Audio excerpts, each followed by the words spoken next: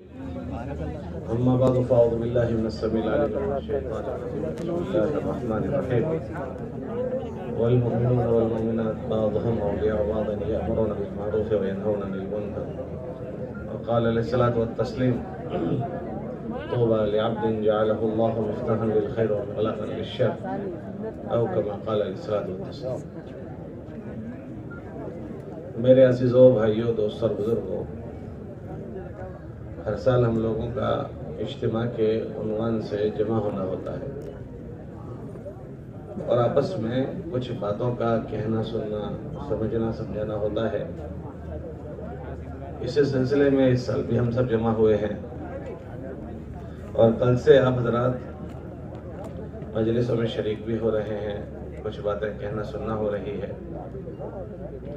یہ ہمارا جمع ہونا یہ کوئی فارمیلٹی نہیں ہے، یہ کوئی رواجی چیز نہیں ہے، یہ کوئی رسم کے طور پر ہم جمع نہیں ہوئے، بلکہ یہ ایک بہت بڑے مقصد اور ضرورت کے لیے ہم سب جمع ہوئے ہیں، بہت بڑے مقصد کے لیے اور بہت بڑی ضرورت کے لیے ہم سب جمع ہوئے ہیں۔ اور وہ ایسا مقصد اور ضرورت ہے کہ اس کے بغیر چارہ کار نہیں، اس کے بغیر چارہ کار نہیں، چھٹکا نہیں۔ بھائی وہ کیا ہے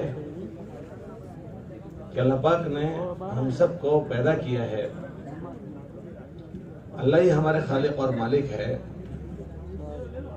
ہمارے اللہ نے انسانوں کو دنیا میں رحم و کرم میں رہنے کے کچھ اصول بتائے ہیں کہ انسان اس دنیا میں خوشگوار زندگی کب گزار سکتا ہے، اللہ کے رحم و کرم کے ساتھ کیسے جی سکتا ہے۔ اس کو سمجھانے کے لیے اللہ پاک دنیا میں نبیوں کو بھیجتے تھے کہ ہم دنیا میں پیدا ہوئے ہیں، اللہ نے پیدا کیا ہے، لیکن ہم میں سے ہر آدمی کی تمنا یہ ہوتی ہے کہ وہ جب تک جیے اچھی زندگی جیے، اس کو کوئی مسئلہ پیش نہ آئے، وہ خوشحال رہے، اور جب وہ مرے تو اچھا مر جائے، جیے تو جینا اچھا ہو، مرے تو مرنا اچھا ہو۔ ہر آدمی یہ چاہتا ہے۔ نبی انسانوں کو یہی سمجھاتے تھے کہ وہ کون سے طریقے ہیں کہ جن کے ذریعے سے اللہ پاک جب تک بندہ جیے تو اس کی زندگی میں خوشحالی کو بھر دیتے ہیں، اور جب وہ مرے گا تو اس کے مرنے کو اچھا کر دیں گے۔ نبی اس کو سمجھاتے تھے۔ اب دنیا میں نبی نہیں آئیں گے، ہمارے نبی آخری نبی ہے، اب دنیا میں کوئی نبی نہیں آئیں گے، تو یہ نبیوں کی محنت کے راستے سے اسی ہمدردی کو انسانوں سے بات کی جا رہی ہے۔ یہ جمع ہو کر کسی سے جیب کا سوال نہیں، کسی سے پیٹ کا سوال نہیں، بس ایک اللہ نے ہم سب کو آپس میں بھائی بنایا ہے، ایمان والے آپس میں ایک دوسرے کے بھائی ہیں، تو اللہ نے ہم سب کو آپس میں بھائی بنایا ہے، تو بھائی کے ناطے ایک دوسرے کی خیر خواہی، ایک دوسرے سے ہمدردی ہو رہی ہے۔ ہمارے نبی علیہ السلام کی بات کا مفہوم ہے لا یؤمن احدکم حتی یحب لاخیہ ما یحب لنفسہ، کہ تم میں سے کوئی آدمی بھی اس وقت تک مومن نہیں ہو سکتا جب تک اپنے بھائی کے لیے وہ چیز پسند نہ کرے جو اپنے لیے پسند کرتا ہے۔ تو ہم میں سے ہر آدمی اپنے لیے پسند کرتا ہے کہ میں جیوں تو اچھا جیوں، اور جس وقت موت آئے تو میرا مرنا اچھا ہو جائے۔ تو یہی بات اپنے مسلمان بھائی کے لیے ہر آدمی پسند کرتا ہے۔ ہم جس غفلت کی دنیا میں رہتے ہیں، اس غفلت کی دنیا میں ہمیں کوئی یہ سمجھاتا نہیں ہے، اور ہم اپنی مرضی کی زندگی جی رہے ہیں۔ انسان اپنی مرضی کی زندگی جی رہا ہے، صبح اپنی مرضی کی کرتا ہے، شام اپنی مرضی کی کرتا ہے، اور صبح سے شام تک کے سارے کام اپنی مرضی کے کر رہا ہے۔ اگر کوئی اپنی مرضی سے زندگی گزارے گا تو اس دھرتی پر وہ سکون سے نہیں رہ سکتا، وہ چین سے نہیں رہ سکتا، اس لیے کہ آدمی سبب تو اختیار کر سکتا ہے، لیکن سبب کے پیچھے طاقت اور سبب کے پیچھے کی تاثیر وہ اللہ پیدا کرتے ہیں۔ ایک آدمی گولی کھا سکتا ہے، شفا نہیں لا سکتا۔ ایک آدمی سبب کے درجے میں کھانا کھا سکتا ہے، اس کھانے کو پیٹ کے لیے نفع والا وہ نہیں بنا سکتا ہے کہ کھانا کے بعد موشن دست آ سکتے ہیں۔ وہی کھانا اس کی جان لینے کا ذریعہ بن سکتا ہے، وہی کھانا اس کے شوگر کے اپ ہونے کا ذریعہ بن سکتا ہے، وہی کھانا اس کے شوگر کے ڈاؤن ہونے کا ذریعہ بن سکتا ہے، وہی کھانا اس کے پریشر کے اپ ہونے کا ذریعہ بن سکتا ہے. کہ آدمی سبب کے درجے میں کھانا تو کھا سکتا ہے، لیکن کھانے کو اپنی ذات کے لیے نفع والا نہیں بنا سکتا. آدمی سبب کے درجے میں سو تو سکتا ہے، لیکن اس نیند کو سکون کا ذریعہ نہیں بنا سکتا کہ چلو سوئے تو سکون مل گیا. کمانے کے درجے میں آدمی سبب اختیار کر سکتا ہے، دکان لگا سکتا ہے، کھیتی باڑی کر سکتا ہے، ملازمت کر سکتا ہے، لیکن اس سبب کے ذریعے سے اس کی ضرورتیں پوری ہو جائے اس کی کوئی گارنٹی نہیں لے سکتا. کہ دکان والا دکان چلا رہا ہے، لیکن اس کے بعد بھی اس کی ضرورتیں پوری ہونے کی شکلیں نہیں بن رہی. کھیتی والا کھیتی کر رہا ہے، لیکن کھیتی کے راستے سے اس کی ضرورت پوری کر دی جائے کہ یہ ضروری نہیں ہے. بہت سارے کھیتی والے ضرورت تو کیا پوری ہو، بلکہ کھیتی نے ان کو ڈبو دیا، مقروض ہو گئے، مقروض. بہت سارے دکانوں والوں کی دکانوں کے چلنے کے بعد دکان ان کو مالدار تو کیا کرے، دکان نے ان کو قرض دار کر دیا. بہت سارے کارخانے والے ہیں کہ جس کارخانے والے نے کارخانہ چلایا ہے مالدار بننے کے لیے، اس کارخانے میں 5, 10, 20, 25, 50, 100 آدمی وہ کام کرتے ہیں. وہ کام کرنے والے نے وہاں مزدوری کر کے گھر بنا لیا، لیکن کارخانے والے کا حال یہ ہوا کہ اس کو اپنا گھر بیچنا پڑا. کہ کارخانے میں نوکری کرنے والے کا تو کام بن گیا اور کارخانہ چلانے والے قرض دار ہو گیا. آج مارکیٹ میں آپ دیکھو گے تو پچھلے زمانے کے مقابلے میں ابھی کے ماحول میں لوگ قرضوں میں زیادہ ڈوبے ہوئے ہیں. لوگ قرضوں میں زیادہ ڈوبے ہوئے ہیں، اور ہر گھر کا آدمی یہ کوشش کرتا ہے کہ میرا قرضہ کم ہو جائے، میں قرضے سے فارغ ہو جاؤں. لیکن آپ انداز کرو کہ روزانہ لوگوں کے قرضے بڑھ رہے ہیں یا کم ہو رہے ہیں؟ ارے بھائی ذرا زور سے بتاؤ. بڑھ رہے ہیں. اچھا، ہر گھر کا آدمی قرضہ اتارنے کی محنت کرتا ہے یا بڑھانے کی محنت کرتا ہے؟ اتارنے کی. پہلے گھر میں ایک چچا تھے، دادا ابا تھے، وہ ایک آدمی کماتا تھا اور پورے گھر کے لیے کافی ہو جاتا تھا. اب گھر میں جتنے ممبر ہیں سارے کما رہے ہیں. اب تو عورتیں بھی کما رہی ہیں. 10 آدمیوں کی ضرورت ہے اور کمانے والے 10 آدمی ہیں. پہلے 10 آدمیوں کی ضرورت کے لیے ایک آدمی کماتا تھا اور ایک آدمی کی کمائی 10 کے لیے کافی ہوتی تھی. اب 10 آدمی کما رہے ہیں اور 10 کے بعد بھی 10 کی ضرورت پوری نہ ہو کر قرضوں میں ڈوبے جا رہے ہیں. کیا بات ہو گئی کہ جتنی شکلیں ہیں، دکان کی شکل ہو، کاروبار کی شکل ہو، کھیت کی شکل ہو، ملازمت کی شکل ہو، کارخانوں کی شکل ہو، جو بھی شکل ہو، یہ خالی ایک سبب کا درجہ ہے. یہ خالی برتن کی طرح ہے.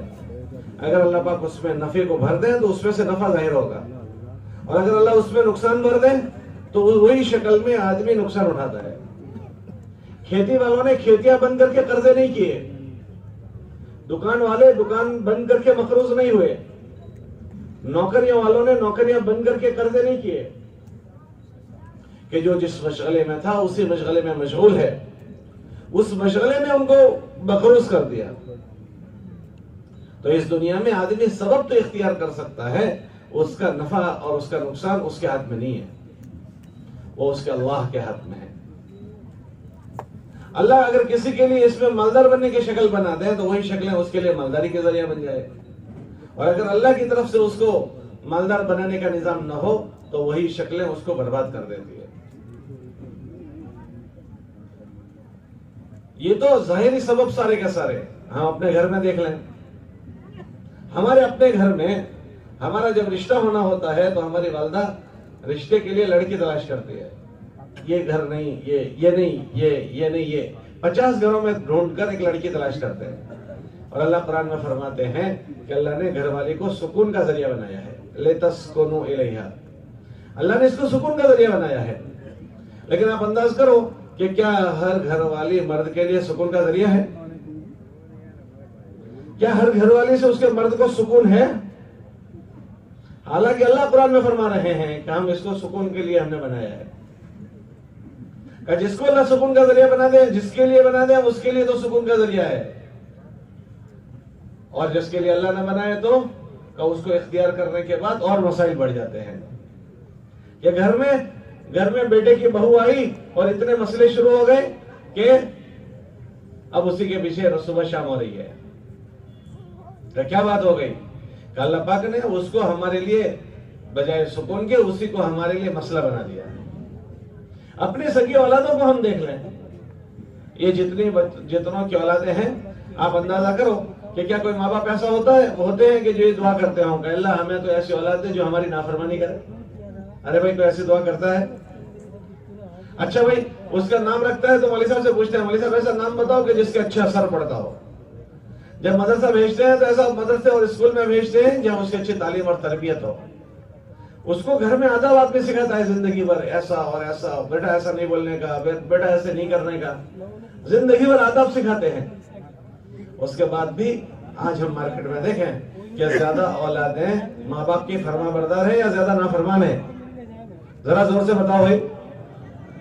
ماں باپ نے تو اس کو 100% مالدار بنانے کی محنت کی تھی, تو یہ نافرمانی کہاں سے آ گئی؟ انہوں نے نام بھی اچھا رکھا, دعائیں بھی اچھی کی تھی, لوگوں سے دعائیں بھی اچھی کروائی تھی, تعلیم تربیت بھی اچھی کی. پھر کیا ہو گیا کہ ہم بچے کو پروان تو چڑھا سکتے ہیں, اس میں فرما برداری ہم نہیں بھر سکتے. فرما برداری اللہ کی طرف سے آتی ہے اور نافرمانی بھی اللہ کی طرف سے آتی ہے. یہ اللہ کا نظام ہے. اللہ پاک نے نبیوں کو انسانوں کو یہ سمجھانے کے لیے بھیجا کہ یہ ساری شکلیں اور اس کے بعد تمہاری زندگی اس میں خوشگواری اور خوشحالی کس راستوں سے آئے گی, یہ سمجھانے کے لیے اللہ دنیا میں نبیوں کو بھیجتے ہیں. اور کون سی شکل اختیار کی جاتی ہے؟ تو جس شکلوں سے اللہ پاک ناراض ہو کر زندگیوں کو اجیرن کر دیتے ہیں, زندگیوں میں مسائل بھر دیتے ہیں. یہ اللہ نے انسانوں کو سمجھایا ہے نبیوں کے راستے سے. اب دنیا میں کوئی نبی نہیں آئیں گے تو اللہ پاک نے یہی چیز اللہ پاک نے اس مبارک محنت کے راستے سے انسانوں کو سمجھائی ہے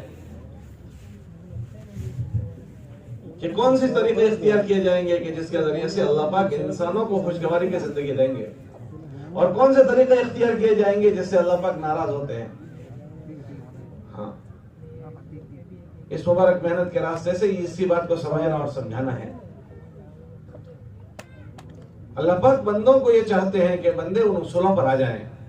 اللہ قرآن میں فرماتے ہیں کئی لوگوں میرے پاس آ جاؤ, فَفِرُّوا إِلَى اللَّهِ, کئی لوگوں میرے پاس آ جاؤ. اللہ کے پاس آ کر کیا ہوگا کہ وہ چیزیں سمجھنے کی ہوگی جو چیز سمجھنے سے ہے, ان چیزوں سے پرہیز ہوگا جن چیزوں کے اختیار کرنے سے اللہ ناراض ہوتے ہیں. اللہ پاک نے انسانوں کو اپنی طرف بلایا ہے ان چیزوں کو سمجھنے کے لیے. ہمارے خالق اور مالک اللہ ہے, ہمارے نفع نقصان کے مالک بھی اللہ ہے. یہ ساری کائنات خالی برتن کی طرح ہے, نہ اس میں نفع ہے نہ اس میں نقصان ہے. یہ ساری کے ساری چیزیں یہ خالی برتن کی طرح ہے, نہ اس میں نفع ہے نہ اس میں نقصان ہے.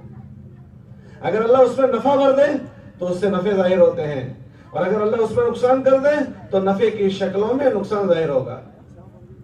اللہ نفع کس کے لیے ظاہر کرتے ہیں؟ اللہ قرآن میں فرماتے ہیں من عمل صالحا من ذکر او انثى وهو مؤمن فلنحيينه حیاتا طیبہ. جو اللہ کی دھرتی پر اللہ کا بندہ بن کر اللہ کی بات مان کر زندگی گزارے, اللہ ان کے لیے نفعوں کی شکلوں کے بھرنے کا اعلان کرتے ہیں کہ ہماری بات مانتے ہوئے آدمی زندگی گزارے, کہ اللہ کا بندہ ہے, اللہ سے جڑ کر زندگی گزارے. اللہ کی بات ماننے کے لیے, کہ اللہ کی بات ماننے کے لیے ملنگ بننے کو نہیں کہا کہ بھائی ملنگ بن جاؤ, امی کو چھوڑ دو, ابا کو چھوڑ دو اور بیوی کو چھوڑ دو, پہاڑ میں چلے جاؤ, یہ حکم نہیں دیا. بلکہ اس کو کرنا گناہ قرار دیا کہ ایسا اس کو جو کرے گا وہ گناہ کا عمل ہے.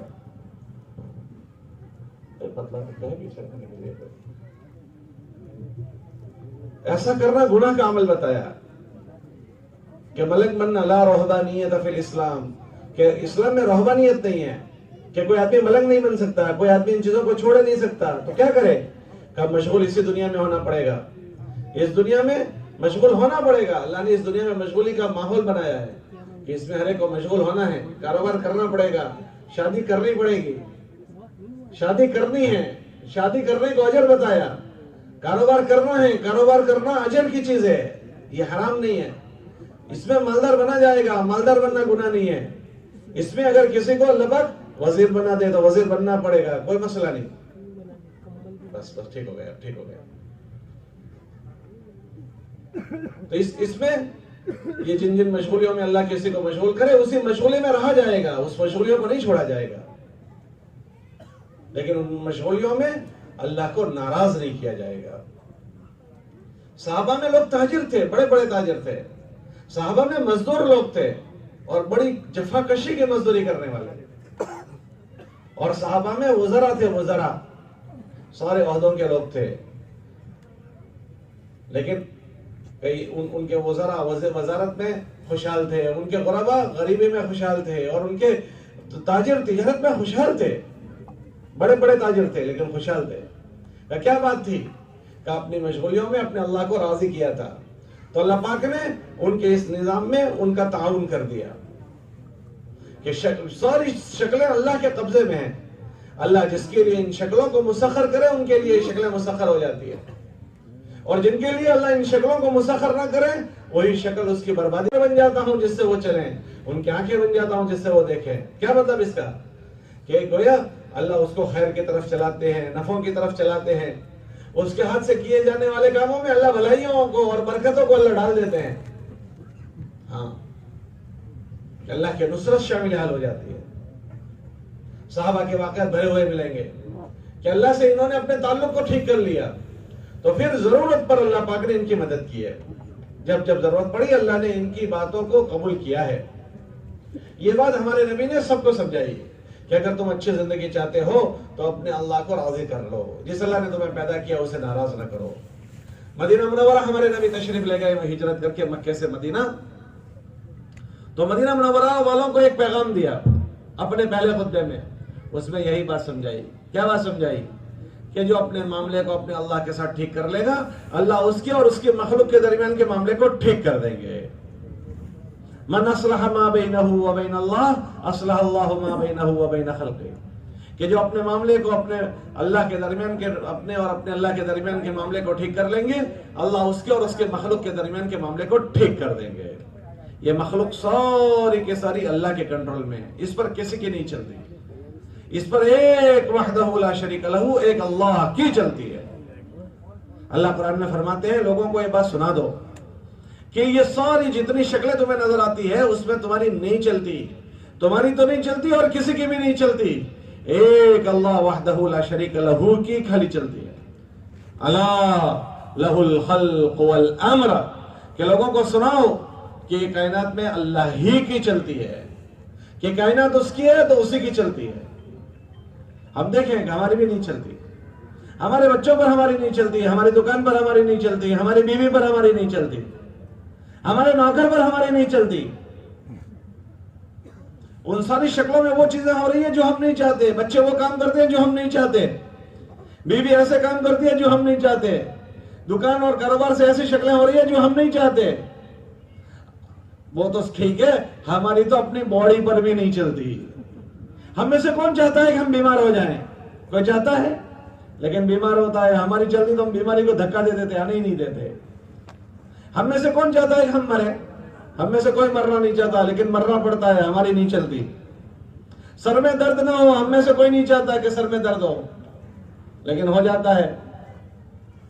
کہ ہماری تو اپنی باڈی پر بھی نہیں چلتی, کہ جس نے اس کو بنایا اسی کی چلتی ہے. کئی سی بات کو سمجھنی ہے, سمجھانی ہے, تاکہ ہم اس اللہ کو ساتھ لیتے ہوئے جینے والے بنے. اور جب وہ اللہ ساتھ ہو گیا تو پھر دنیا کا کوئی مسئلہ ہی نہیں ہے. جیسے صحابہ کی زندگی میں بڑے بڑے مسائل, کوئی مسئلہ نہیں. کہ کیا بات ہو گئی کہ اس سے معاملے کو ٹھیک کر لیا ہے جس کے قبضے میں ساری چیزیں ہیں. کہ ناممکن سے ناممکن چیزیں ممکن ہو جائے گی. ہاں, کہ اللہ پاک کے قبضے میں یہ ساری چیزیں ہیں. صحابی رضی اللہ تعالیٰ نے زمین خریدی, غلام کہنے لگا آقا یہ تم نے کیسے زمین خریدی ہے؟ کہ کیوں, کیا بات ہے؟ کہ اس زمین میں تو پانی نہیں ہے. کہ اچھا کوئی بات نہیں, ہم نے اپنے اللہ سے کہنا سیکھ لیا ہے, ہم اپنے اللہ سے کہہ دیں گے. کہ میرا مصلی بچھاؤ. 2 رکعت نماز پڑھ کر اپنے غلام سے کہنے لگا کہ آقا نے کہا دیکھو کہیں پانی بھرا ہوا بادل آیا ہے, بادل کہیں نظر آ رہا ہے؟ تو غلام کہنے لگا آقا کہیں بھی بادل نظر نہیں آتا. थोड़ी देर के बाद कहा काका एक बहुत दूर एक कबूतर के पर जितना बादल नजर आ रहा है, कबूतर के पर जितना। वो आया और उसने पानी बरसाया, मूसलाधार बारिश बरसकर वो चला गया। आका ने अपने गुलाम को घोड़ा दिया और कहा जाओ देख कर आओ कि ये पानी कहां बरसा है।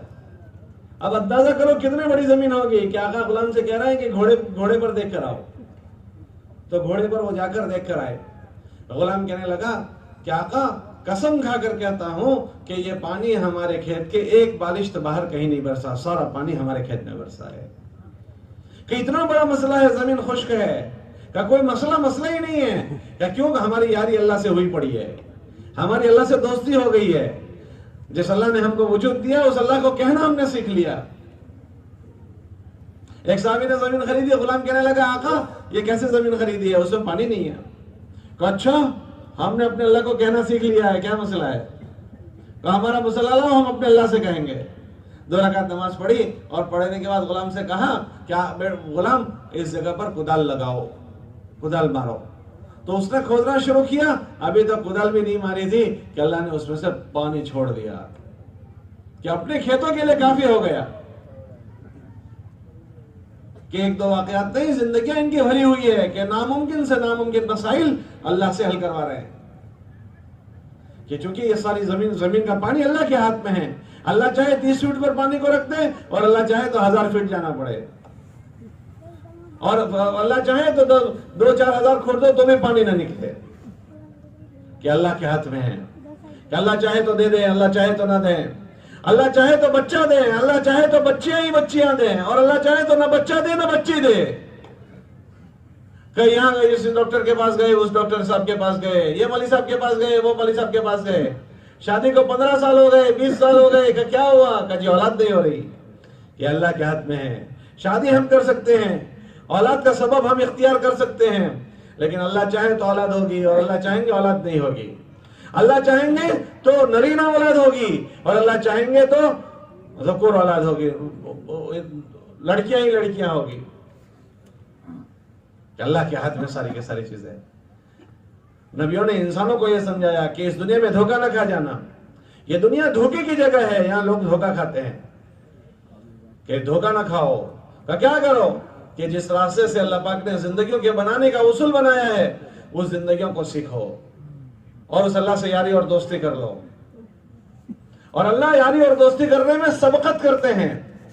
अल्लाह यारी करने में बंदों से पसंद करते हैं कि अल्लाह बंदों से यारी और दोस्ती करने को पसंद करते हैं। अल्लाह के 99 नाम है, 99 नाम। अल्लाह के 99 नामों में अल्लाह के 98 नामों में रहमत छलकती है कि रहमत वाला अल्लाह है। अल्लाह का एक नाम है जिसमें अल्लाह का गुस्सा छलकता है। बस अल्लाह कहते हैं मैं बदला लूंगा, बदला अल मुंतकिम, कि गड़बड़ करोगे मैं बदला लूंगा। बस ये थोड़ा टेंशन वाला नाम। बाकी कि अल्लाह के सारे 98 नामों में अल्लाह बंदों को अपनी रहमत समझा रहा है। अल्लाह ने अपना कुरान शुरू किया अर्रहमान अर्रहीम से, क्या तुम ऐसे अल्लाह के कुरान को पढ़ते हो जो रहमत वाला है। कि हमारा अल्लाह रहमत वाला है, हमारा अल्लाह बख्शिश वाला है, हमारा अल्लाह ऐबों को छुपाने वाला अल्लाह है।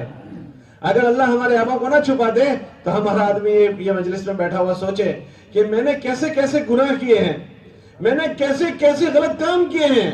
अगर मेरे अल्लाह मेरे ऐबों पर पर्दा ना डालता तो मैं लोगों के सामने जलील हो जाता।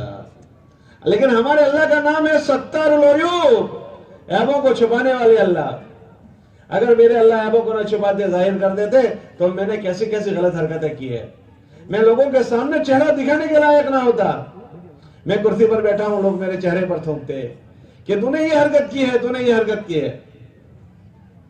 कि हम चेहरा दिखाने के लायक ना होते। लेकिन हमारे अल्लाह ने, हमारा अल्लाह सत्तारुल अयूब है, ऐबों के छुपाने वाले, हमारे ऐबों को छुपाया है। हमारे अल्लाह गफ्फारुल ज़ुनूब है, बख्शिश करने वाले हैं, माफ करने वाले। तो हमने पता नहीं कितने गलत काम किए, लेकिन उसके बाद भी अल्लाह ने हमारा खाना कभी नहीं रोका। हमारा बेटा सुबह में बदतमीजी करे तो अम्मी को कहते हैं कि इसको दोपहर में खाना मत देना। हमारे सगे भाई से हमारी 19-20 हो जाए तो हम वो सगा भाई के जिसके साथ जिसने हमने और उसने एक माँ की छाती से दूध पिया है, एक माँ की गोद में खेले हैं और एक साथ एक जिंदगी तक बड़े हुए हैं, सगा भाई भाई से कहता है मेरे जनाजे में मत आना, इतनी देर में हम नाराज हो जाते हैं, उसके घर आना जाना हमारा बंद हो जाता है। क्या बात हो गई, क्या उसने जरा गलत बात कर दी इसकी वजह से। लेकिन हमारे अल्लाह इतने साल से हम गलत बात करते हैं, हमसे नाराज नहीं हुआ, हमें वक्त पर खिला रहा है, वक्त पर पिला रहा है, हमारी कोई नेमत उसने नहीं छीनी। इन आंखों से गुनाह किए वो अल्लाह ने आंखें नहीं छीन ली, इस जबानों से गलत बोला है, हमारे अल्लाह ने हमारी जबान पर लगाम नहीं लगा दी, इन कानों से गलत सुना, हमारे अल्लाह ने कानों को बहरा नहीं किया। क्यों? कि अल्लाह बख्शिश वाला है, अल्लाह रहमत वाला है।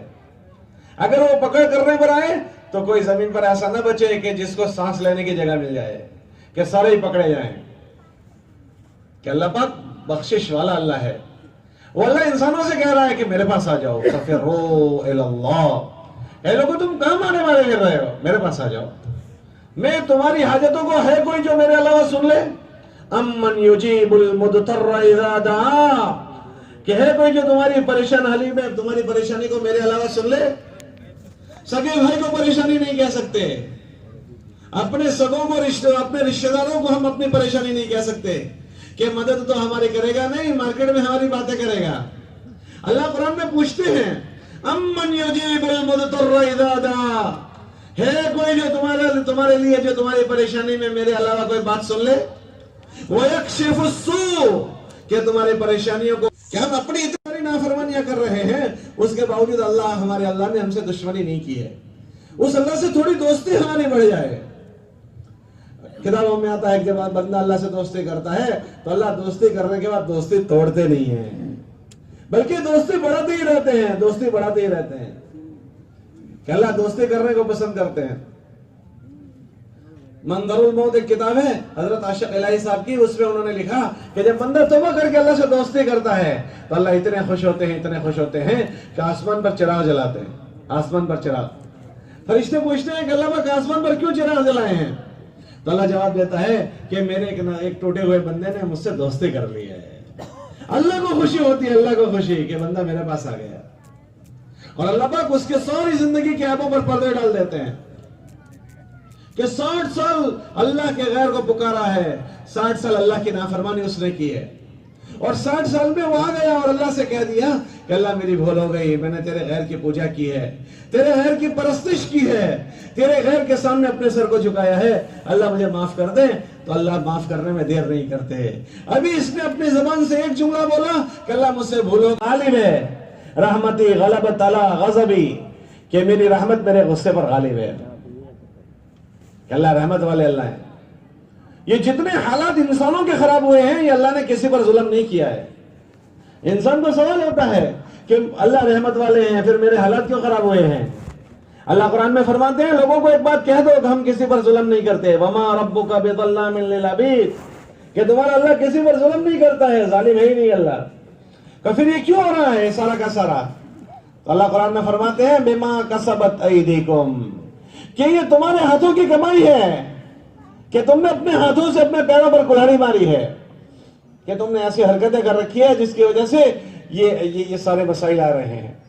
बल्कि ये मसाइल भी हमारे लिए रहमत है। रहमत भाई क्यों रहमत है? कि मौत के बाद के मसाइल बड़े खतरनाक है, और मौत के बाद की घाटियां बड़ी खतरनाक है, कब्र के बिच्छू बड़े खतरनाक है, कब्र के सांप और अजदहे बड़े खतरनाक है, और मौत के बाद की आग की भट्टी बड़ी खतरनाक है।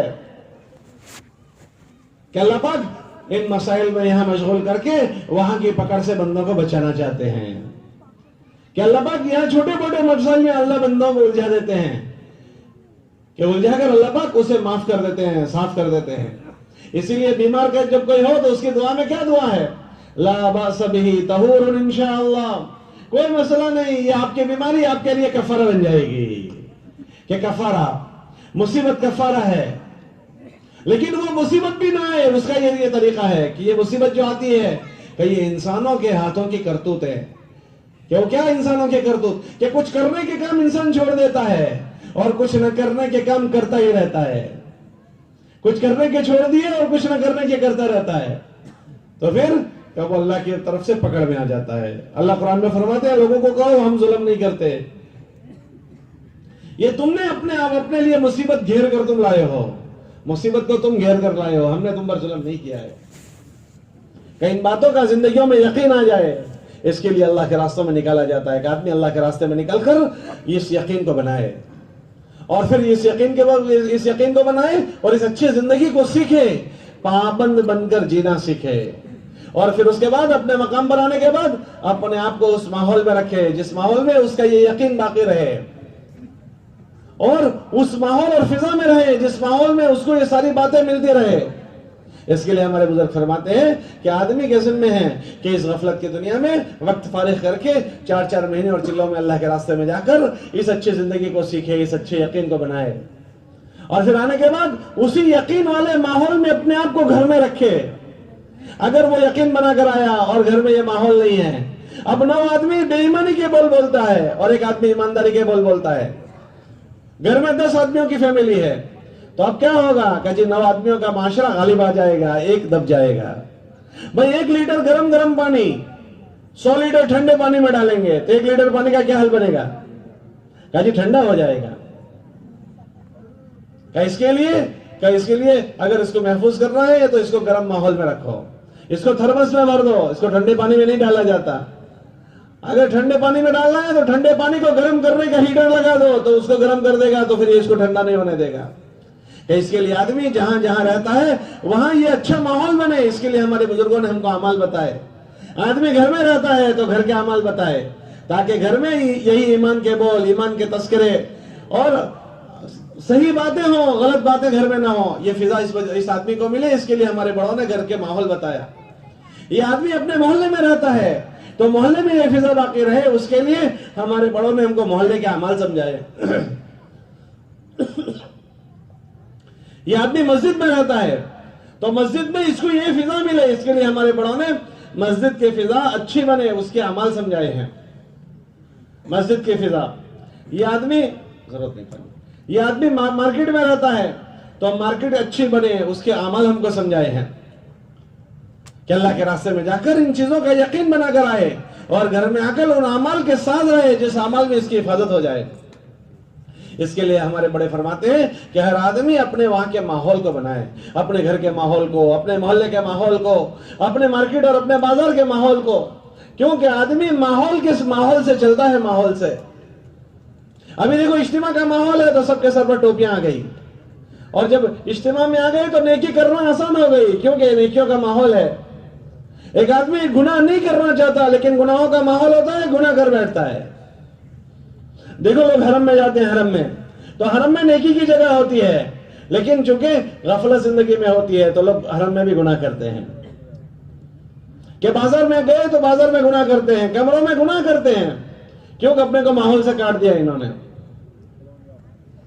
کہ ماحول سب پر اثر کرتا ہے۔ ابھی ٹھنڈی کا ماحول ہے، سب پر ٹھنڈی اثر کرتی ہے، گرمی آتی ہی سب کو گرمی لگنے لگے گی، کہ جس کا ماحول ہے اس کا اثر ہوتا ہے۔ ماحول کسی سے کوئی کمپرومائز نہیں کرتا، ماحول کسی سے کوئی صلح نہیں کرتا، ماحول سب کو متاثر کرتا ہے۔ محلے میں گٹر کا گندا پانی ابل کر باہر آ گیا، گٹر کا پانی، اب ہوا کا جھونکا آیا تو اسی گٹر کے پانی کی بدبو پورے محلے میں پھیلتی ہے، پورے محلے میں گٹر کے پانی کی بدبو گئی تو ہر گھر میں گٹر کے پانی کی بدبو گھس گئی۔ اسی محلے میں مولوی صاحب کا بھی مکان ہے، اسی محلے میں امیر صاحب کا بھی مکان ہے، اس محلے میں حاجی صاحب کا بھی مکان ہے، ٹرسٹی صاحب کا بھی مکان ہے، مفتی صاحب کا بھی مکان ہے، خود اللہ کا گھر مسجد بھی ہے۔ جب یہ محلے میں بدبو چلی تو بدبو ایسا سمجھے گی کہ یہ تو مولوی صاحب کا مکان ہے، میں ذرا ٹن لے کر نکل جاؤں، مولوی صاحب کے گھر میں نہیں گھسنا۔ ارے بولو بھائی، بدبو ایسا سمجھے گی یہ تو امیر صاحب کا مکان ہے، یہاں سے ٹن لے کر نکل جاؤں، یہ حاجی صاحب اور قاضی صاحب کا مکان ہے، ٹن لے کر نکل جاؤں، یہ تو اللہ کا گھر مسجد ہے، یہاں نہیں گھسنا، چلو ٹن لے کر نکل جاؤں۔ ارے بھائی، بدبو ایسا سمجھتی ہے کہ جی بدبو کچھ نہیں سمجھتی، وہ تو جب محلے کے سارے مکانوں میں گھسے گی تو حاجی صاحب کے مکان میں بھی اور پاجی صاحب کے مکان میں بھی اور مفتی صاحب کے مکان میں بھی اور امیر صاحب کے مکان میں بھی، اور اللہ کا گھر ہوگا تو اس میں بھی گھس جائے گی۔ وہ کسی کو نہیں سمجھتی کہ سب کے گھر میں گھسے گی۔ ہم اپنے محلوں میں یہ مطمئن ہو جائیں کہ بھئی میرے گھر میں میری بیوی، میرے بچے ماشاءاللہ سنبھلے ہوئے ہیں تو اب مجھے کوئی مسئلہ ہی نہیں ہے۔ نہیں، ہمیں بہت بڑا مسئلہ ہے، ہمارے گھر میں ہمارے بچے سنبھلے ہوئے ہوں گے، ہم کاروبار میں جائیں گے، ہمارے بچے اسی مدرسے میں جائیں گے، ہمارے بچے اسی اسکولوں میں جائیں گے، ہمارے بچے انہی محلوں میں رہیں گے، ہمارے محلے اسی مارکیٹوں میں رہیں گے، جب بارش ہوئی ہے اور کیچڑ ہوا ہے تو چپل کے ساتھ کیچڑ وہ لے کر ہی آئیں گے. ہاں یہ نہیں ہوگا کہ ہمارے گھر میں کیچڑ نہیں ہے تو باہر سے بھی کیچڑ نہیں آئے گا. وہ تو چپل کے ساتھ کیچڑ لے کر آئیں گے. باہر کی باتیں ہمارے گھر میں آئے گی. اس لیے ہمارے گھر کی فضا کے ساتھ ہمارے محلے کی فضا, ہمارے مسجد کی فضا. اب تو مسجد کے اندر باہر کی فضا گھس گئی. پہلے مسجد میں آ کر کوئی بات نہیں کرتا تھا, اب مسجد میں آ کر بات کے علاوہ کچھ نہیں کرتا. پہلے مسجد میں بات نہیں کرتا تھا, اب مسجد میں آ کر بات کے علاوہ کچھ نہیں کر سکتا. مسجد میں آ کر گندی حرکتیں کرتا ہے آدمی. میں نے رمضان میں دیکھا بچے ٹائم پاس مسجد میں کر رہے ہیں اور مسجد میں بیٹھ کر مووی دیکھ رہے ہیں, کہ مسجد میں ہیں اور موویاں دیکھ رہے ہیں. حرم میں بیٹھ کر, حرم میں دیکھ کر کیمرے دیکھ رہے ہیں اور حرم میں بیٹھ کر فلمیں دیکھ رہے ہیں.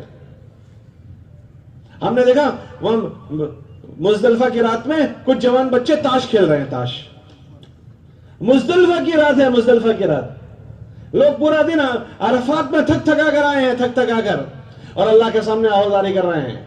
اب مزدلفہ کی رات ہے کہ بڑی مبارک رات ہے. جو دعائیں اب عرفات میں نہیں قبول ہوئی وہ ساری دعائیں مزدلفہ میں قبول ہوئی. وہاں بچے تاش کھیل رہے ہیں. کسی آدمی نے ویڈیو بھی کیا تھا, وائرل ہو گیا تھا, کہ مزدلفہ کی رات میں تاش کھیلے جا رہے ہیں, کہ کوئی محفوظ نہیں رہے گا. اس لیے کوئی آدمی یہ دھوکہ نہ کھائے کہ بھائی ہمارے وہاں ہو گیا تو بات پوری ہو گئی, کہ نہ, جراثیم کہیں سے بھی لگ جائیں گے. اس کے لیے اپنی حفاظت کے اسباب ہیں. یہ کہ کیا کرے کہ آدمی اپنے ماحول کو بنانے کی محنت میں لگے, گھر کا ماحول بنے, اپنی مسجد کا ماحول بنے. اب تو مسجد میں وہ ماحول نہیں ہے. حضور علیہ السلام کے زمانے میں مسجد کا ایسا شاندار ماحول ہوتا تھا کہ اگر قیدی لا کر 2 دن باندھ دیا جاتا تھا تو وہ قیدی تیسرے دن میں مسلمان ہو جاتا تھا. قیدی تیسرے دن میں مسلمان, کہ مجھے مسلمان بنا دو. مسجد کے ماحول نے اثر کیا. محلوں کا اثر اتنا شاندار ہوتا تھا کہ منافق بھی نماز پڑھتا تھا, وہ اپنے سر کو چھپانا چاہے تو چھپا نہیں سکتا تھا. کیا بات ہے کہ ماحول کا اثر ہے کہ سب نماز پڑھ رہے ہیں, ہم اوپن ہو جائیں گے, ہم ظاہر ہو جائیں گے کہ ہم منافق ہیں. تو منافق بھی نماز پڑھتا تھا. جب ماحول نہیں ہوتا تو اذان ہوتی ہے, اور اذان ہو کر ہمارے جوان مسجد کی سیڑھی پر بیٹھتے ہیں. کہ حضور کے زمانے میں تو منافق نماز میں آتا تھا, اور جب ماحول چھوٹ جاتا ہے تو ہم لوگ مایوت گئے. تو وہاں کے لوگوں نے ہم کو سنایا کہ ہمارے جوان مسجد کی سیڑھی پر بیٹھ کر رمضان میں شراب پیتے ہیں. بھائی کیا بات ہو گئی کہ جی ماحول نہیں ہے. ماحول نہیں, کہ ماحول بنانے کی محنت نہیں ہوئی ہے. اس کے لیے ہمارے بزرگ فرماتے ہیں ہر آدمی ماحول بنائے.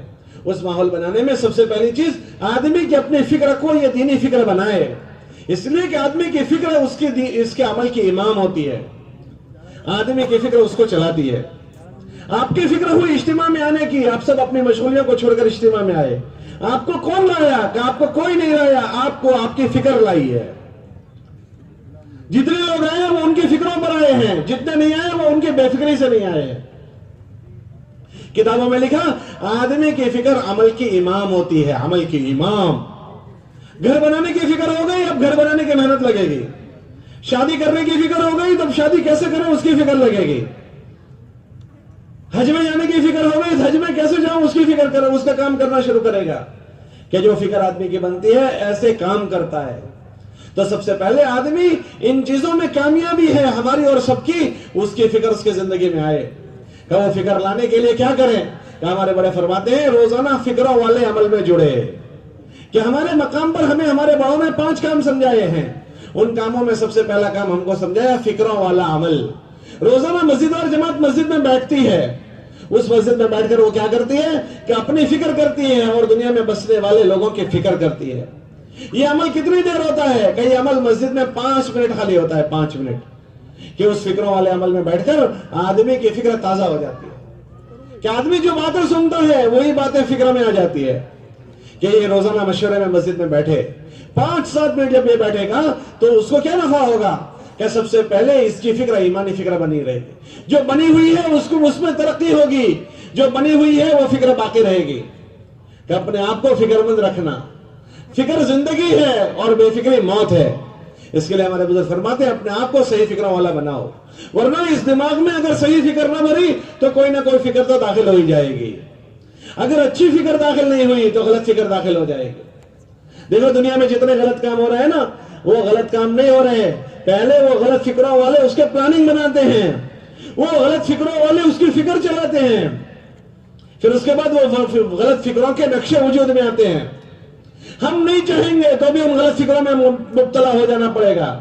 اس کے لیے اپنے آپ کو اچھی فکروں والوں کے ساتھ رکھو, اچھی فکروں والوں کے ساتھ, کہ روزانہ مسجد اور جماعت بیٹھے اور اس میں اپنی فکر اور اپنے محلے والوں کی فکر اور پورے عالم کی فکر, کہ ہمارے محلے میں یہ دین کیسے زندہ ہو جائے, اس کی فکر روزانہ ہوتی ہے.